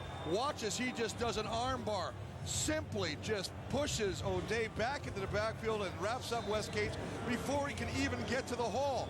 You've got to block the guy they call Big Bird. 6'8". He's a force. You got to get in front of him, make him go the long way. Second down, 13 to go for Joseph, standing at his own 3, dropping into the end zone, firing, and nearly picked again by Greg Moss as he jumped Andy Fantuz at the 20. And so the struggles continue as Moss is having a pretty good Grey Cup in relief of Jerome Bolden. Well, that's the confidence they have in Greg Moss. Greg Marshall, the defense coordinator, said one of the things he's not the tallest guy. He's only 5'6", but his assignments are 100%. He makes very, very few mental mistakes, and that means that he'll be in the right place at the right time. He's already got one interception and almost comes up with a second. That's Wayne Smith, the left offensive guard, down on one knee for the Rough Riders.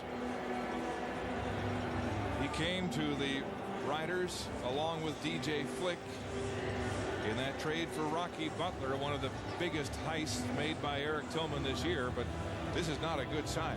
No, it definitely is not, and I'm telling you what, for the Saskatchewan offense, they've had terrible field position to start their drives. They've been averaging the 28-yard line, and any pass attempt that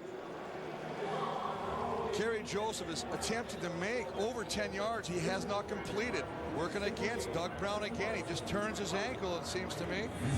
Well, Doug Brown just tossed him aside like a rag doll. Let's take a look. Here's a great look. Look at the force. I mean, taking him one way, then using Wayne Smith's momentum to pull him the other way and getting in the throwing lane of Kerry Joseph again. But as we said, any pass attempt by Kerry Joseph over 10 yards, he's 0 for 7. Wayne Smith handled Tyrone Williams last week in BC. And now Ivan Gutfriend, the athletic therapist of the Riders, is looking at his right knee. The Riders have one backup in the lineup. Mark Parento will be coming in when we come back. A low rate is only great if it's on a great vehicle. That's why there's a new deal from Honda. Right now at your Honda dealer, you can get incredible 0.9% purchase financing for up to 36 months on selected models of Fit, Civic, and CR-V. Plus, right now, we pay the applicable GST. See your Honda dealer or honda.ca for details and offers on other vehicles. It's the new deal from Honda. 52 inches of glorious HD. That's not HD. Yes, it is. No, it isn't. It's distorted. Look how squish Kalnikov is. No, he's just short. Short? Yeah. You need the Rogers HD box for true HD TV and to get the most HD sports, the most HD movies, only from Rogers. Trainee guy, I'm out of burgers. Can you give me some more? Yeah, sure.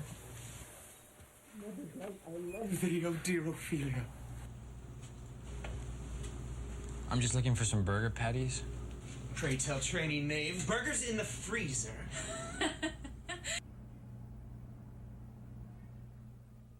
Freezing burgers is just wrong. That's why at Wendy's, ours are made of fresh, never frozen beef. That's right. Wayne Smith has moved to the Saskatchewan sideline, and the long snapper Corey Fournette is in on the offensive line as Jamie Borum gets set to punt. Might he give up a 2-point safety here with the game just 3-0? Well, I think that might be a good call, and the fact that you got field position and they have had horrible field position, which just shows you how important it is for that offense to put something together to try and change that. So Ken Austin gives up a 2-point safety to make it a 5-0 football game. And let's go to the sidelines, and here's Brenda Irving. One observation, Mark and Chris, every time Winnipeg quarterback Ryan Dinwiddie comes off the field, he goes directly to the phone to speak with offensive coordinator Kit Cartwright. May speak briefly to the injured Glenn, but really relying heavily on the eye in the sky today. Well, inexperience is his weakness in this huge football game. Perhaps ignorance is bliss, though, Chris, because Dinwiddie comes into this game having no idea what to expect from a Grey Cup. There's Kit Cartwright upstairs, Doug Barry with encouragement along the sideline. And this Winnipeg football team relying on a quarterback making his first start in a Grey Cup game.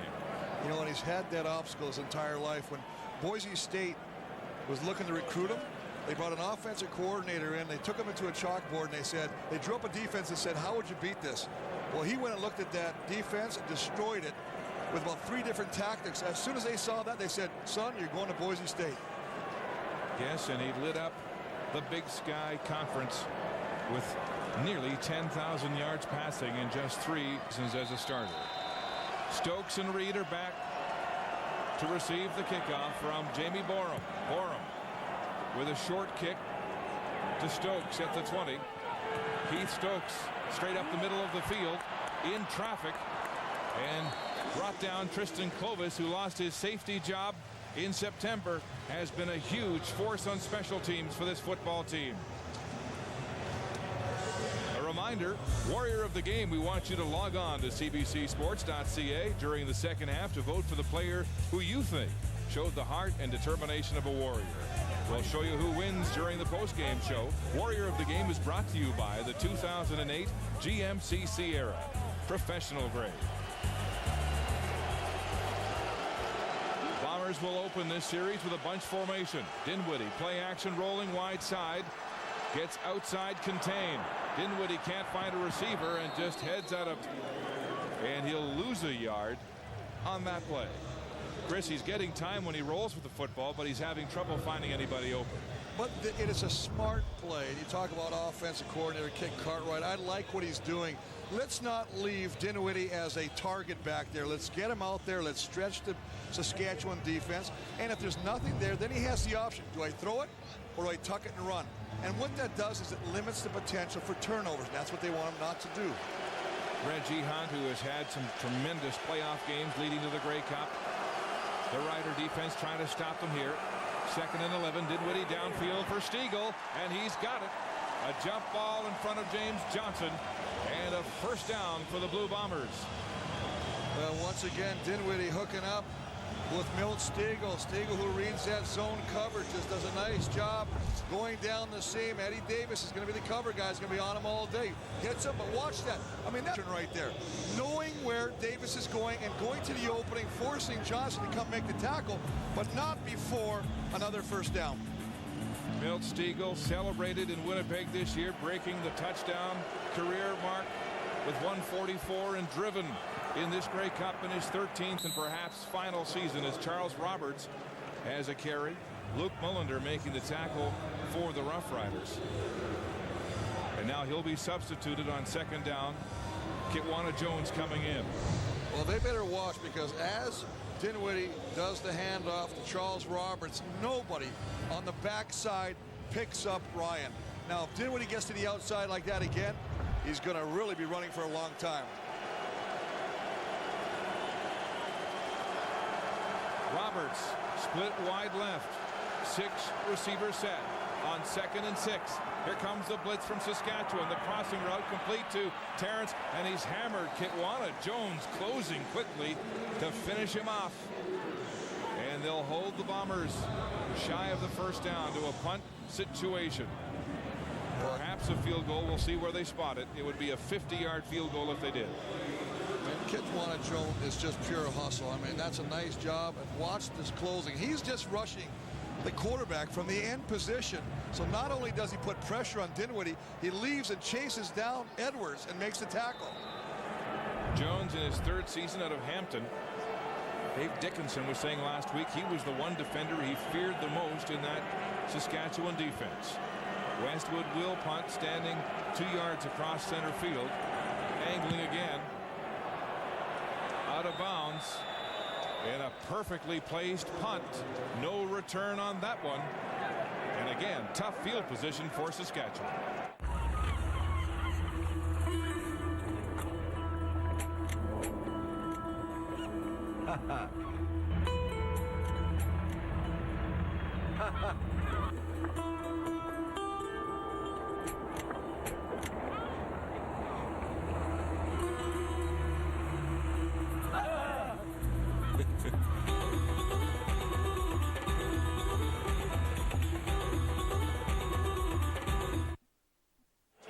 capacity crowd here this evening at the Rogers Centre in Toronto for a defensive-dominated first half of football. The Saskatchewan Roughriders' last 3 series have been 2 and out. And Joseph will start this drive at his own 19-yard line.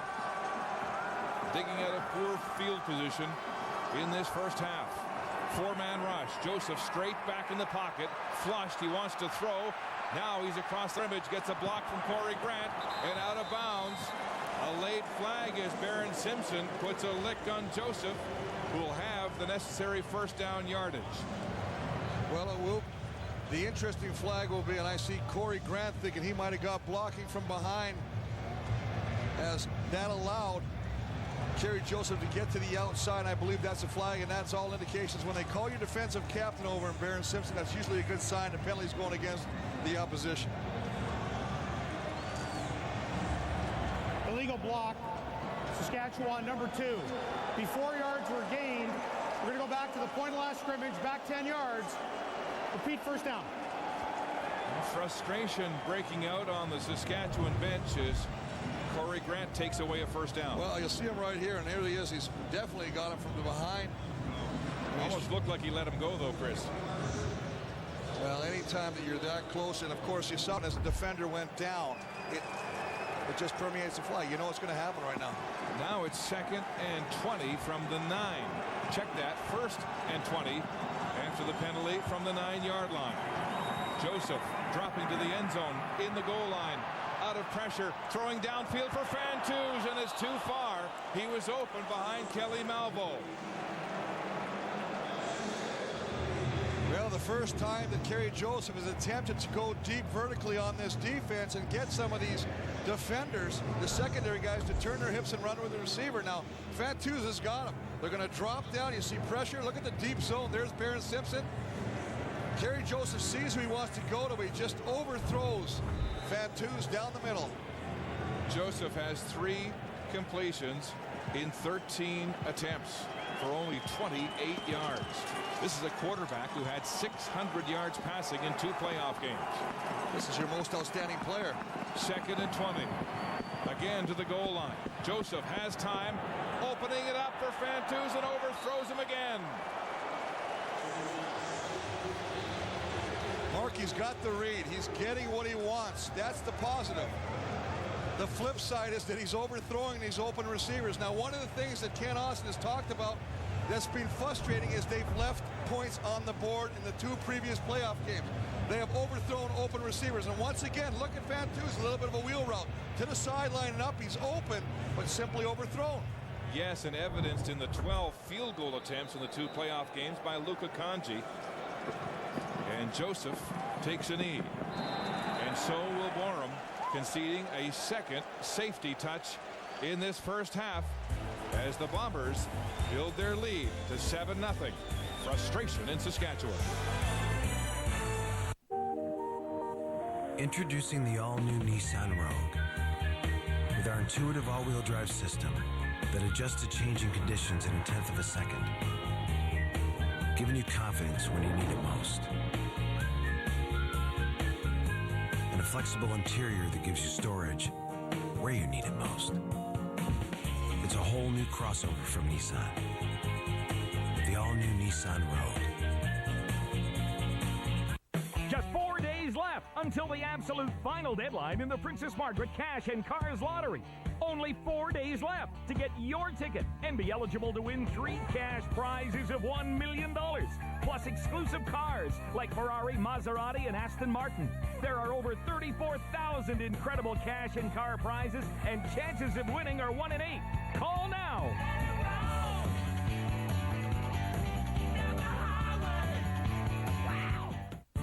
A low rate great if it's on a great vehicle. That's why there's a new deal from Honda. Right now at your Honda dealer, you can get incredible 0.9% purchase financing for up to 36 months on selected models of Fit, Civic, and CR-V. Plus, right now, we pay the applicable 1% GST. See your Honda dealer or honda.ca for details and offers on other vehicles. It's the new deal from Honda.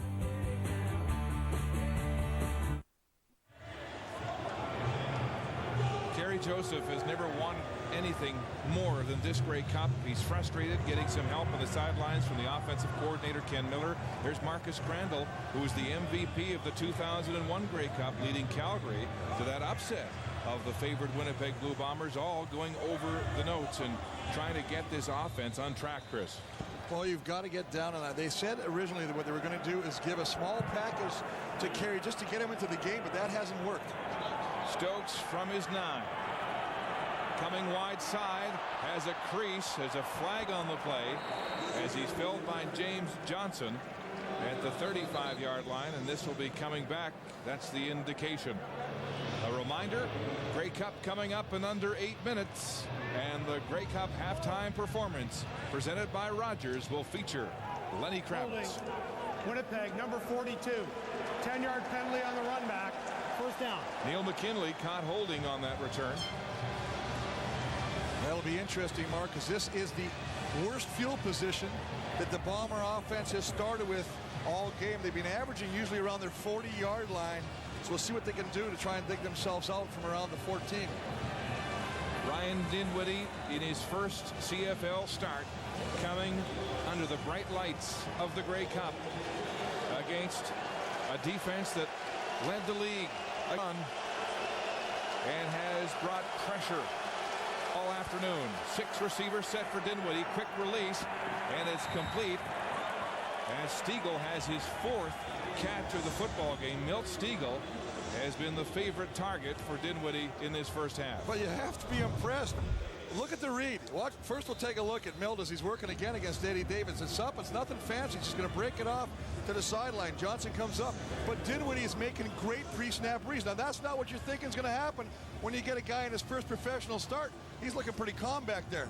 Milt Stiegel with 4 catches for 85 yards in a terrific first half.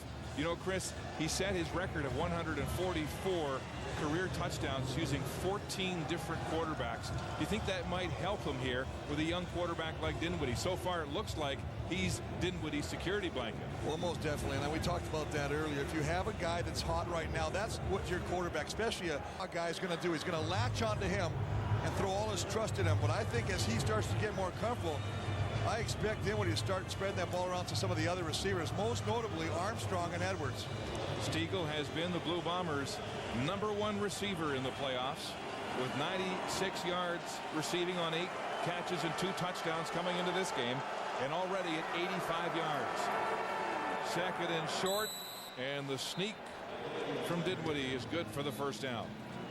And Mark, I love what Milt Stiegel says, that at this time of year, the games to remember are played in November. I love that a little bit. You know, it just reminds me of a guy that knows what it's all about. He knows why he's here. This is the reason he came back. 13 years. He wants that elusive Grey Cup ring. And he won the Tom Pate Award this year for his community work. And he was saying this week, you know, his legacy has nothing to do with what he does in the football field. He says, I want people to remember the community. Double tight end formation. Gilles Leslie in on offense. Quick release again to the far side, and it's incomplete. Derek Armstrong can't bring it in. And it's what we talked about earlier, Mark, in this offense, and this is one of the things that benefits a guy like Dinwiddie, is that 40% of the time they like to go with the short passing game. That allows your quarterback to get into a bit of a rhythm. We saw a lot of it with Milt Stiegel. This time he's trying to hit it quicker. With Armstrong, it builds momentum and gives your quarterback confidence, and then every once in a while he's going to go deep. But we saw already he's got a deep one with Milt Stiegel. 2nd and 10. Again, a 6 receiver set. Here comes the blitz. They're stunting. Dinwiddie the ball away. And it's incomplete as James Johnson comes up to bust it, and he nearly had an interception. Oh, that was a tough one. They went 6 receivers. They brought the 5th guy down to try and put a little extra pressure. Watch Kitwana Jones coming in there. He's trying to come from that Mac linebacker position. As Stiegel is sitting in that protection, that hole. Boy, I tell you what, James Johnson breaks off. He's got to come up with that interception. It's a game of opportunities. The Bombers are going to start spreading that football around as Westwood is set to punt, standing at his own 11. driving the football deep to Holmes. He's got it at his own 42. Holmes up the numbers, protecting the football, and dropped at the Winnipeg 50-yard line, where they'll go on offense when we come back. Hey, cheerleader, how you doing? Doing well? I'm doing well. I'm well, thanks. You? Business is booming. Lots of clients, lots of places to send things. I got to be ready for anything. Do I hear a huge new client on the West Coast? Lots of stuff, lots of places. Surrey, Sudbury, St. John's. A little bit nervous, Okay, lots. Hey, boss, how you doing? I'm crazy. Everything moving. Coffee later. Let me know. I'm going to be here all day. Cheerleader, good to see you. No problem. Talk to you soon. Anyhow, back to you. I got to get all this stuff to locations all over Canada. Can you do it? Tomorrow 9 a.m. guaranteed. Sold. I'm going When you ship with Purolator, out of the ordinary is never out of the question. Purolator, where business is going. Best field position of the game for Saskatchewan. 5-man rush from Winnipeg. Joseph throwing downfield for Holmes, and it's knocked away. Ike Charlton with a terrific play on defense for Winnipeg. Like Charlton, who had a short cup of coffee with the NFL early this summer, wanted to explore that possibility, and Greg Marshall was ecstatic about getting him back into Winnipeg. Watch the closing speed, and that is a great job of stretching that arm out, playing the football, making contact with the receiver after he contacts the ball. Joseph has completed just one of his last 10 passes. 2nd and 10. Kinds of movement. Joseph in the pocket, flushed under pressure. Now he'll run. The field's open for Joseph. Cutting upfield and down at the 26-yard line. A 25-yard run for the big quarterback.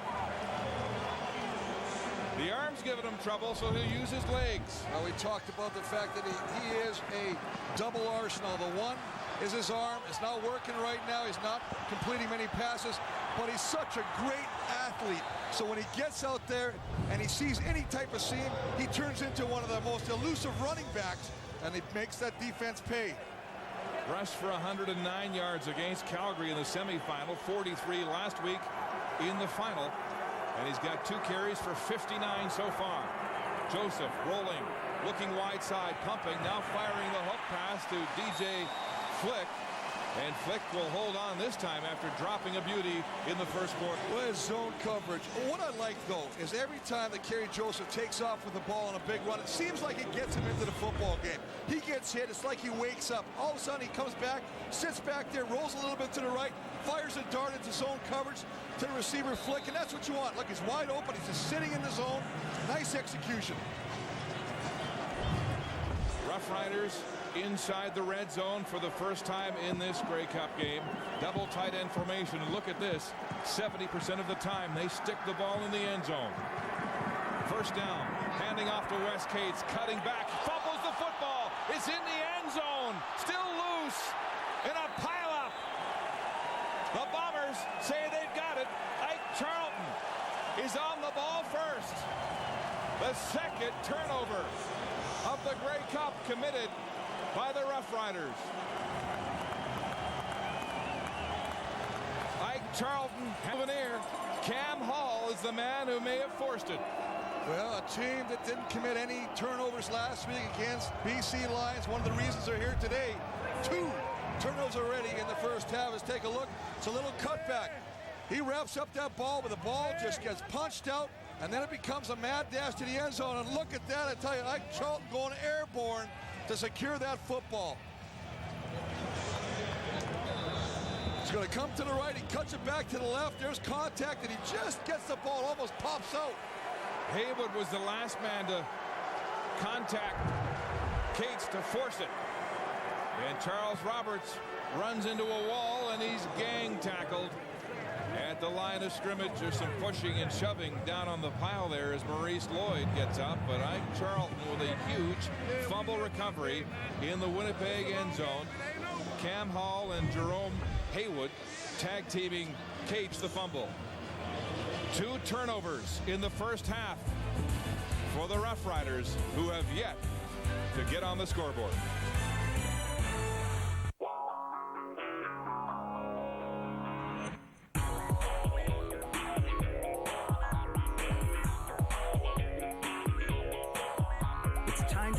Drive during Ford's year-end clearance. Come in now for the best prices of the season on most 07 and 08s. And now get 5% GST plus an extra $1,250 e-bonus simply by going to Ford.ca or your local Ford store today. Ford, get in and drive. Good weekend? Good. Went to Vegas, booked with Expedia.ca. What'd you do? Got together some old buddies, had a couple of drinks, great dinner, stayed in the sweetest hotel room, won a few bucks, went to the Wax Museum, saw some crazy acrobatic stream magic show, got freaky to Wicked Club, took a helicopter to the Grand Canyon, did a little shopping, went out at 11 p.m., got an 11 a.m., and a shiatsu massage, visited the Hoover Dam, went off-roading in the desert, and then my future wife got married. Expedia.ca presents the fabulous Las Vegas extravaganza. With so many options, book your Vegas trip with ease. Expedia.ca. Your trip, your way. Trainee guy, I'm out of burgers. Can you give me some more? Yeah, sure.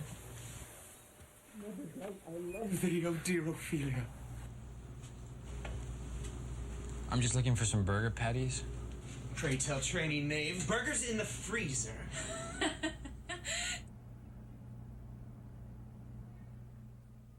Freezing burgers is just wrong. That's why at Wendy's, ours are made of fresh, never frozen beef. That's right. Saturday, December 1st on Hockey Night in Canada. The lineup includes the Rangers at Ottawa at 2 p.m. Eastern, the Penguins at the Leafs at 7, and Columbus at Calgary to complete the hockey triple header 1 week from today on Hockey Night in Canada. 2 turnovers committed by the Saskatchewan Roughriders, an interception and a fumble. And the first half has been a disaster, Chris, on offense for Saskatchewan. Look at this in their possessions: an interception, a fumble, a missed field goal. They've given up 2 safeties, and they've punted 3 times. Not going to get it done on those. Ryan Dinwiddie back to pass in the shotgun, and it's intercepted. James Johnson jumping the young quarterback, and he's bringing it back. Touchdown.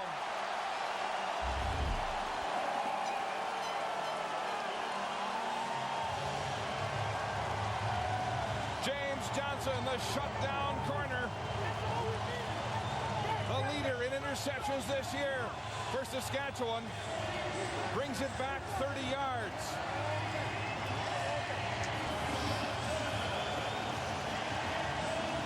Mark, you go to the well too often. The secondary is pretty smart. They found it. They realized that Dinwiddie has been going to the sideline trying to get that quick hitter. Every time he comes out, his first pass is going out. This time James Johnson sits there, reads the quarterback's eyes all the way, picks it up, and a big play and a momentum changer for Saskatchewan, who can't get anything done offensively, so the defense does it. Luka Kanji, the point after is good. And there's relief in Saskatchewan. The sophomore out of Arkansas State, James Johnson, with a 30-yard interception return for a touchdown. Well, there's Scott Gordon, and they're bringing the blitz. But watch, once again, they're going to go right to the sideline. There's 3 defenders there. He's throwing in triple coverage. Picked up, looking for RJ. James Johnson just jumps that route. That's what you call a reading the quarterback's eyes. Nice job, and then he gets blocking all the way down and takes it, as you say, 30 yards into the end zone. Kahari Jones, it's been a tough night for quarterbacks. Yes, it has. He was looking great before that play, but again, going to the well again. He was trying to hit Milt Stiegel on that play, and he read the play last time. He almost got the interception. This time, I saw it right from the sideline, read it right from the beginning, and just went for Milt Stiegel. If Dinwiddie is going to have any success, he's going to have to go away from Milt. All right, Kahari, a thrilling defensive play for this young sophomore who had 2 interceptions last year in his rookie year in the playoffs and led the Rider secondary this year with 5 picks. And there's Kevin Glenn with some words of advice for Dinwiddie. And despite his own misfortune, Kevin Glenn has been a terrific mentor this week for Dinwiddie. Well, most definitely, and he's going to definitely have to be a bigger one right now. But there's some concern as we saw Wayne Smith leave the game earlier, and now the right guard, Mike Abu-Mekrek, is getting helped off, and it's good to see him leave the field under his own steam. And Mark, we saw that play. Going to Stiegel, going to R.J. Franklin, 2 guys there. And whenever you have 2 receivers in the same area, what happens? You bring a lot of the defenders there. And that allows James Johnson to break off his coverage and make that interception. Kevin Glenn looking pensive. His reaction to the broken arm a week ago, he said you can't go through life always asking questions like why. He quickly moved on and said, my role now is to be a mentor for the youngster. The ball is in the air, and it's Stokes returning this kick from his 9-yard line. Up the hash marks, go inside, and down he goes. Neil Hughes with his 5th special teams tackle of the postseason, limiting that return to just 19 yards. Coming up at halftime, Lenny Kravitz, presented by Rogers, and then Elliot Friedman in the panel with their analysis of this mistake-prone, defensive-dominated first half of the 95th Grey Cup.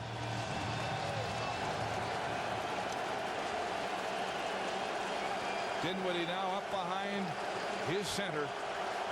Dominic Picard, single tight end formation on the ground. Roberts gets outside, Chick cuts upfield, and Eddie Davis will force him out of touch.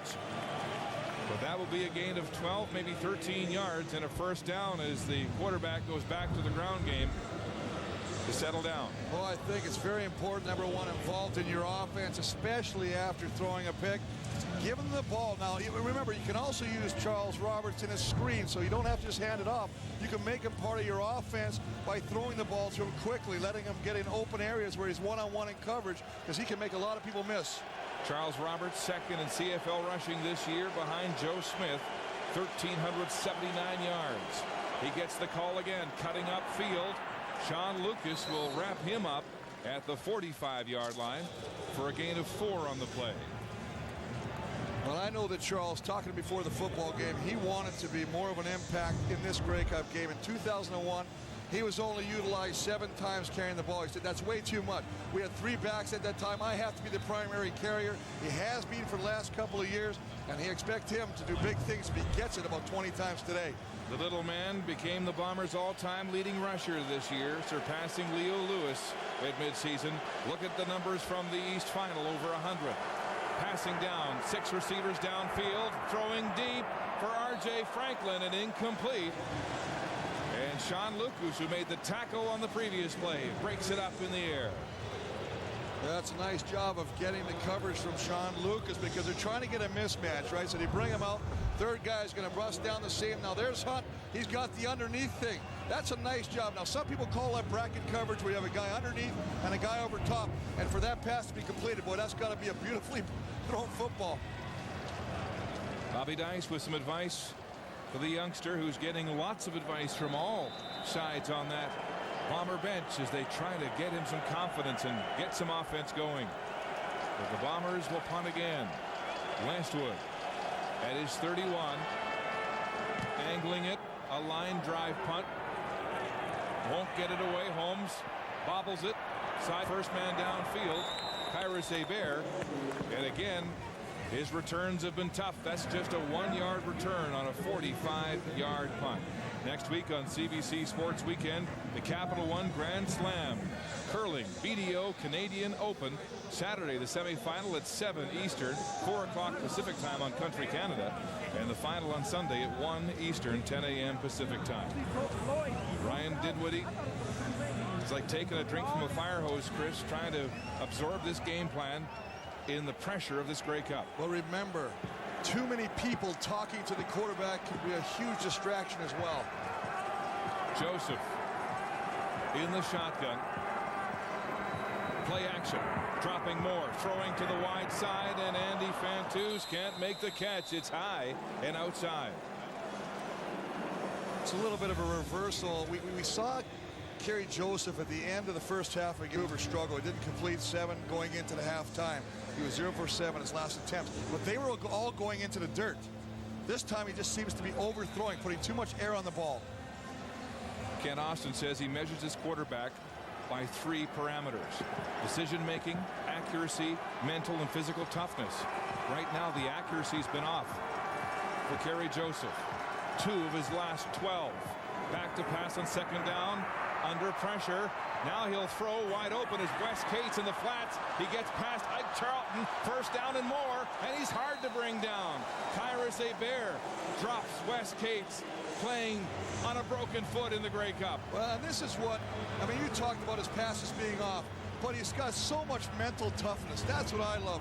He just sits back there and he's going to get some pressure up the middle late. He steps away from the pressure.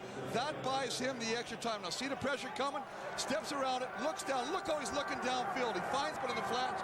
Big play. Saskatchewan in the no huddle with 1:15 to go. Cates on the handoff, battling for more yardage as Darren Simpson takes him down. And it's very important that Wes Cates gets back into the ball game. After you cough it up in the red zone, you feel like you've let your team down, especially in a game of this magnitude. The fact is now he's made the catch. He's got another handoff. He's back in the game right now. Forget about that play. Sorry, Chris. There's Ken Miller looking on from the sideline, the offensive coordinator. 2nd and 7. Blitz coming. Joseph runs from the pocket. Look at the room he's got. Daylight cutting outside. He'll have the first down. Cam Hall will chip him to the turf. Kyrus Hebert there to finish off the play. But Joseph again gets out of trouble. Well, this is what you expect from number 4. He's going to sit back, 5-step drop, pump, nothing open. Don't force anything. Pull it down. Now what's going to happen now is he's going to force the Bombers to try and have to put a spy on him. So somebody's going to be back there and say, you know what, I'm going to have to be responsible for Kerry Joseph in case he takes off with the football. And as a result, that takes him out of coverage. Kerry Joseph with 3 for 66. 3 carries for 66 yards. Jerome Haywood takes a knee. But it's Joseph's running ability and him attacking that line of scrimmage that has helped his passing game so much this year. Remember, he's one of only 3 quarterbacks to pass for 4,000 yards and rush for 1,000. And he did that back in 2005 in his final year with the Ottawa Renegades. And we watched the game, the semifinal against Calgary. We did that game, and I've never been impressed with such toughness displayed by a quarterback as he rambled for 109 yards, and one of the big reasons they defeat the Stampeders in Calgary. Jerome Haywood, who's been such a force on that defensive line in the playoffs for Winnipeg. Low pad level. Here's how he got hurt. Right there is Mike Abumekrik. Got a piece of his leg as he tried to go wide. And this injury situation for the Bombers is like a free timeout for Saskatchewan right now with just 52 seconds to go until halftime. The Riders still with a timeout left and trying to make something happen in the final minute. Boy, they can ill afford to lose Haywood, has been such a force in the middle. That defense, I mean, he really is a compliment to the other guy, Doug Brown.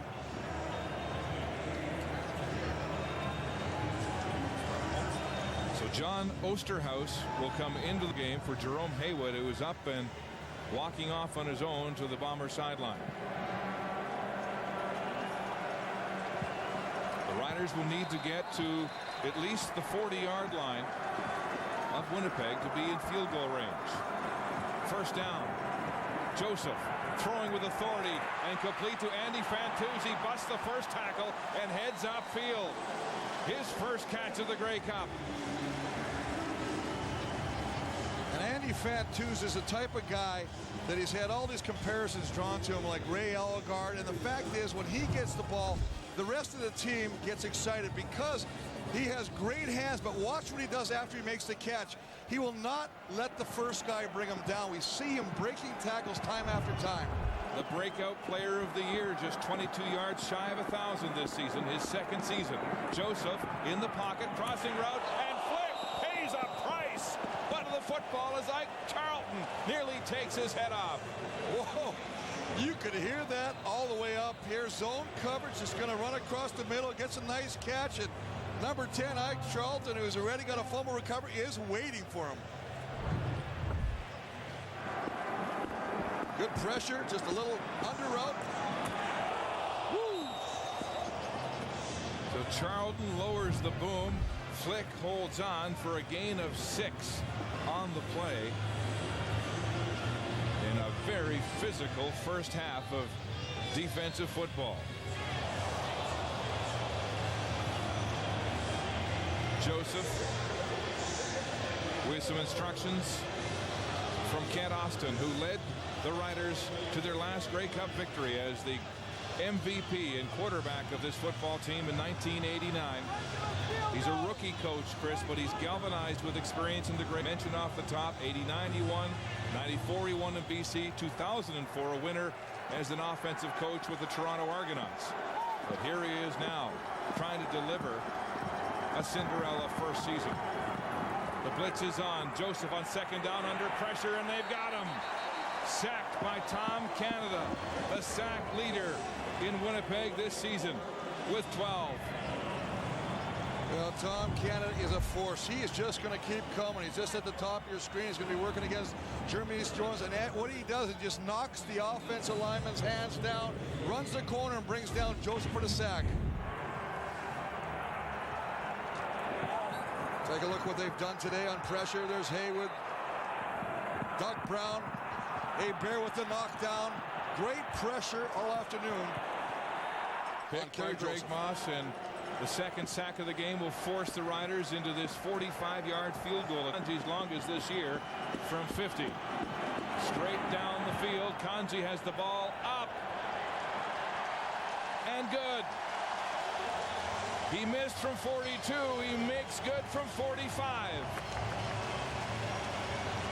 On the final play of the first half, the Rough Riders 12-2 this season with the lead at halftime, and they take the lead for the first time on the final play of the first half. Dinwiddie to the locker room to regroup as we go to the sidelines, and here's Steve Armitage. Thank you very much, Mark. Kent Austin, you're such a positive, upbeat guy. What do you say to your club at halftime? Well, I say we're fortunate to have the lead right now. You know, it's a football game. We can't drop the football, and we're missing too many passes right now. You know, we need to just settle down and play.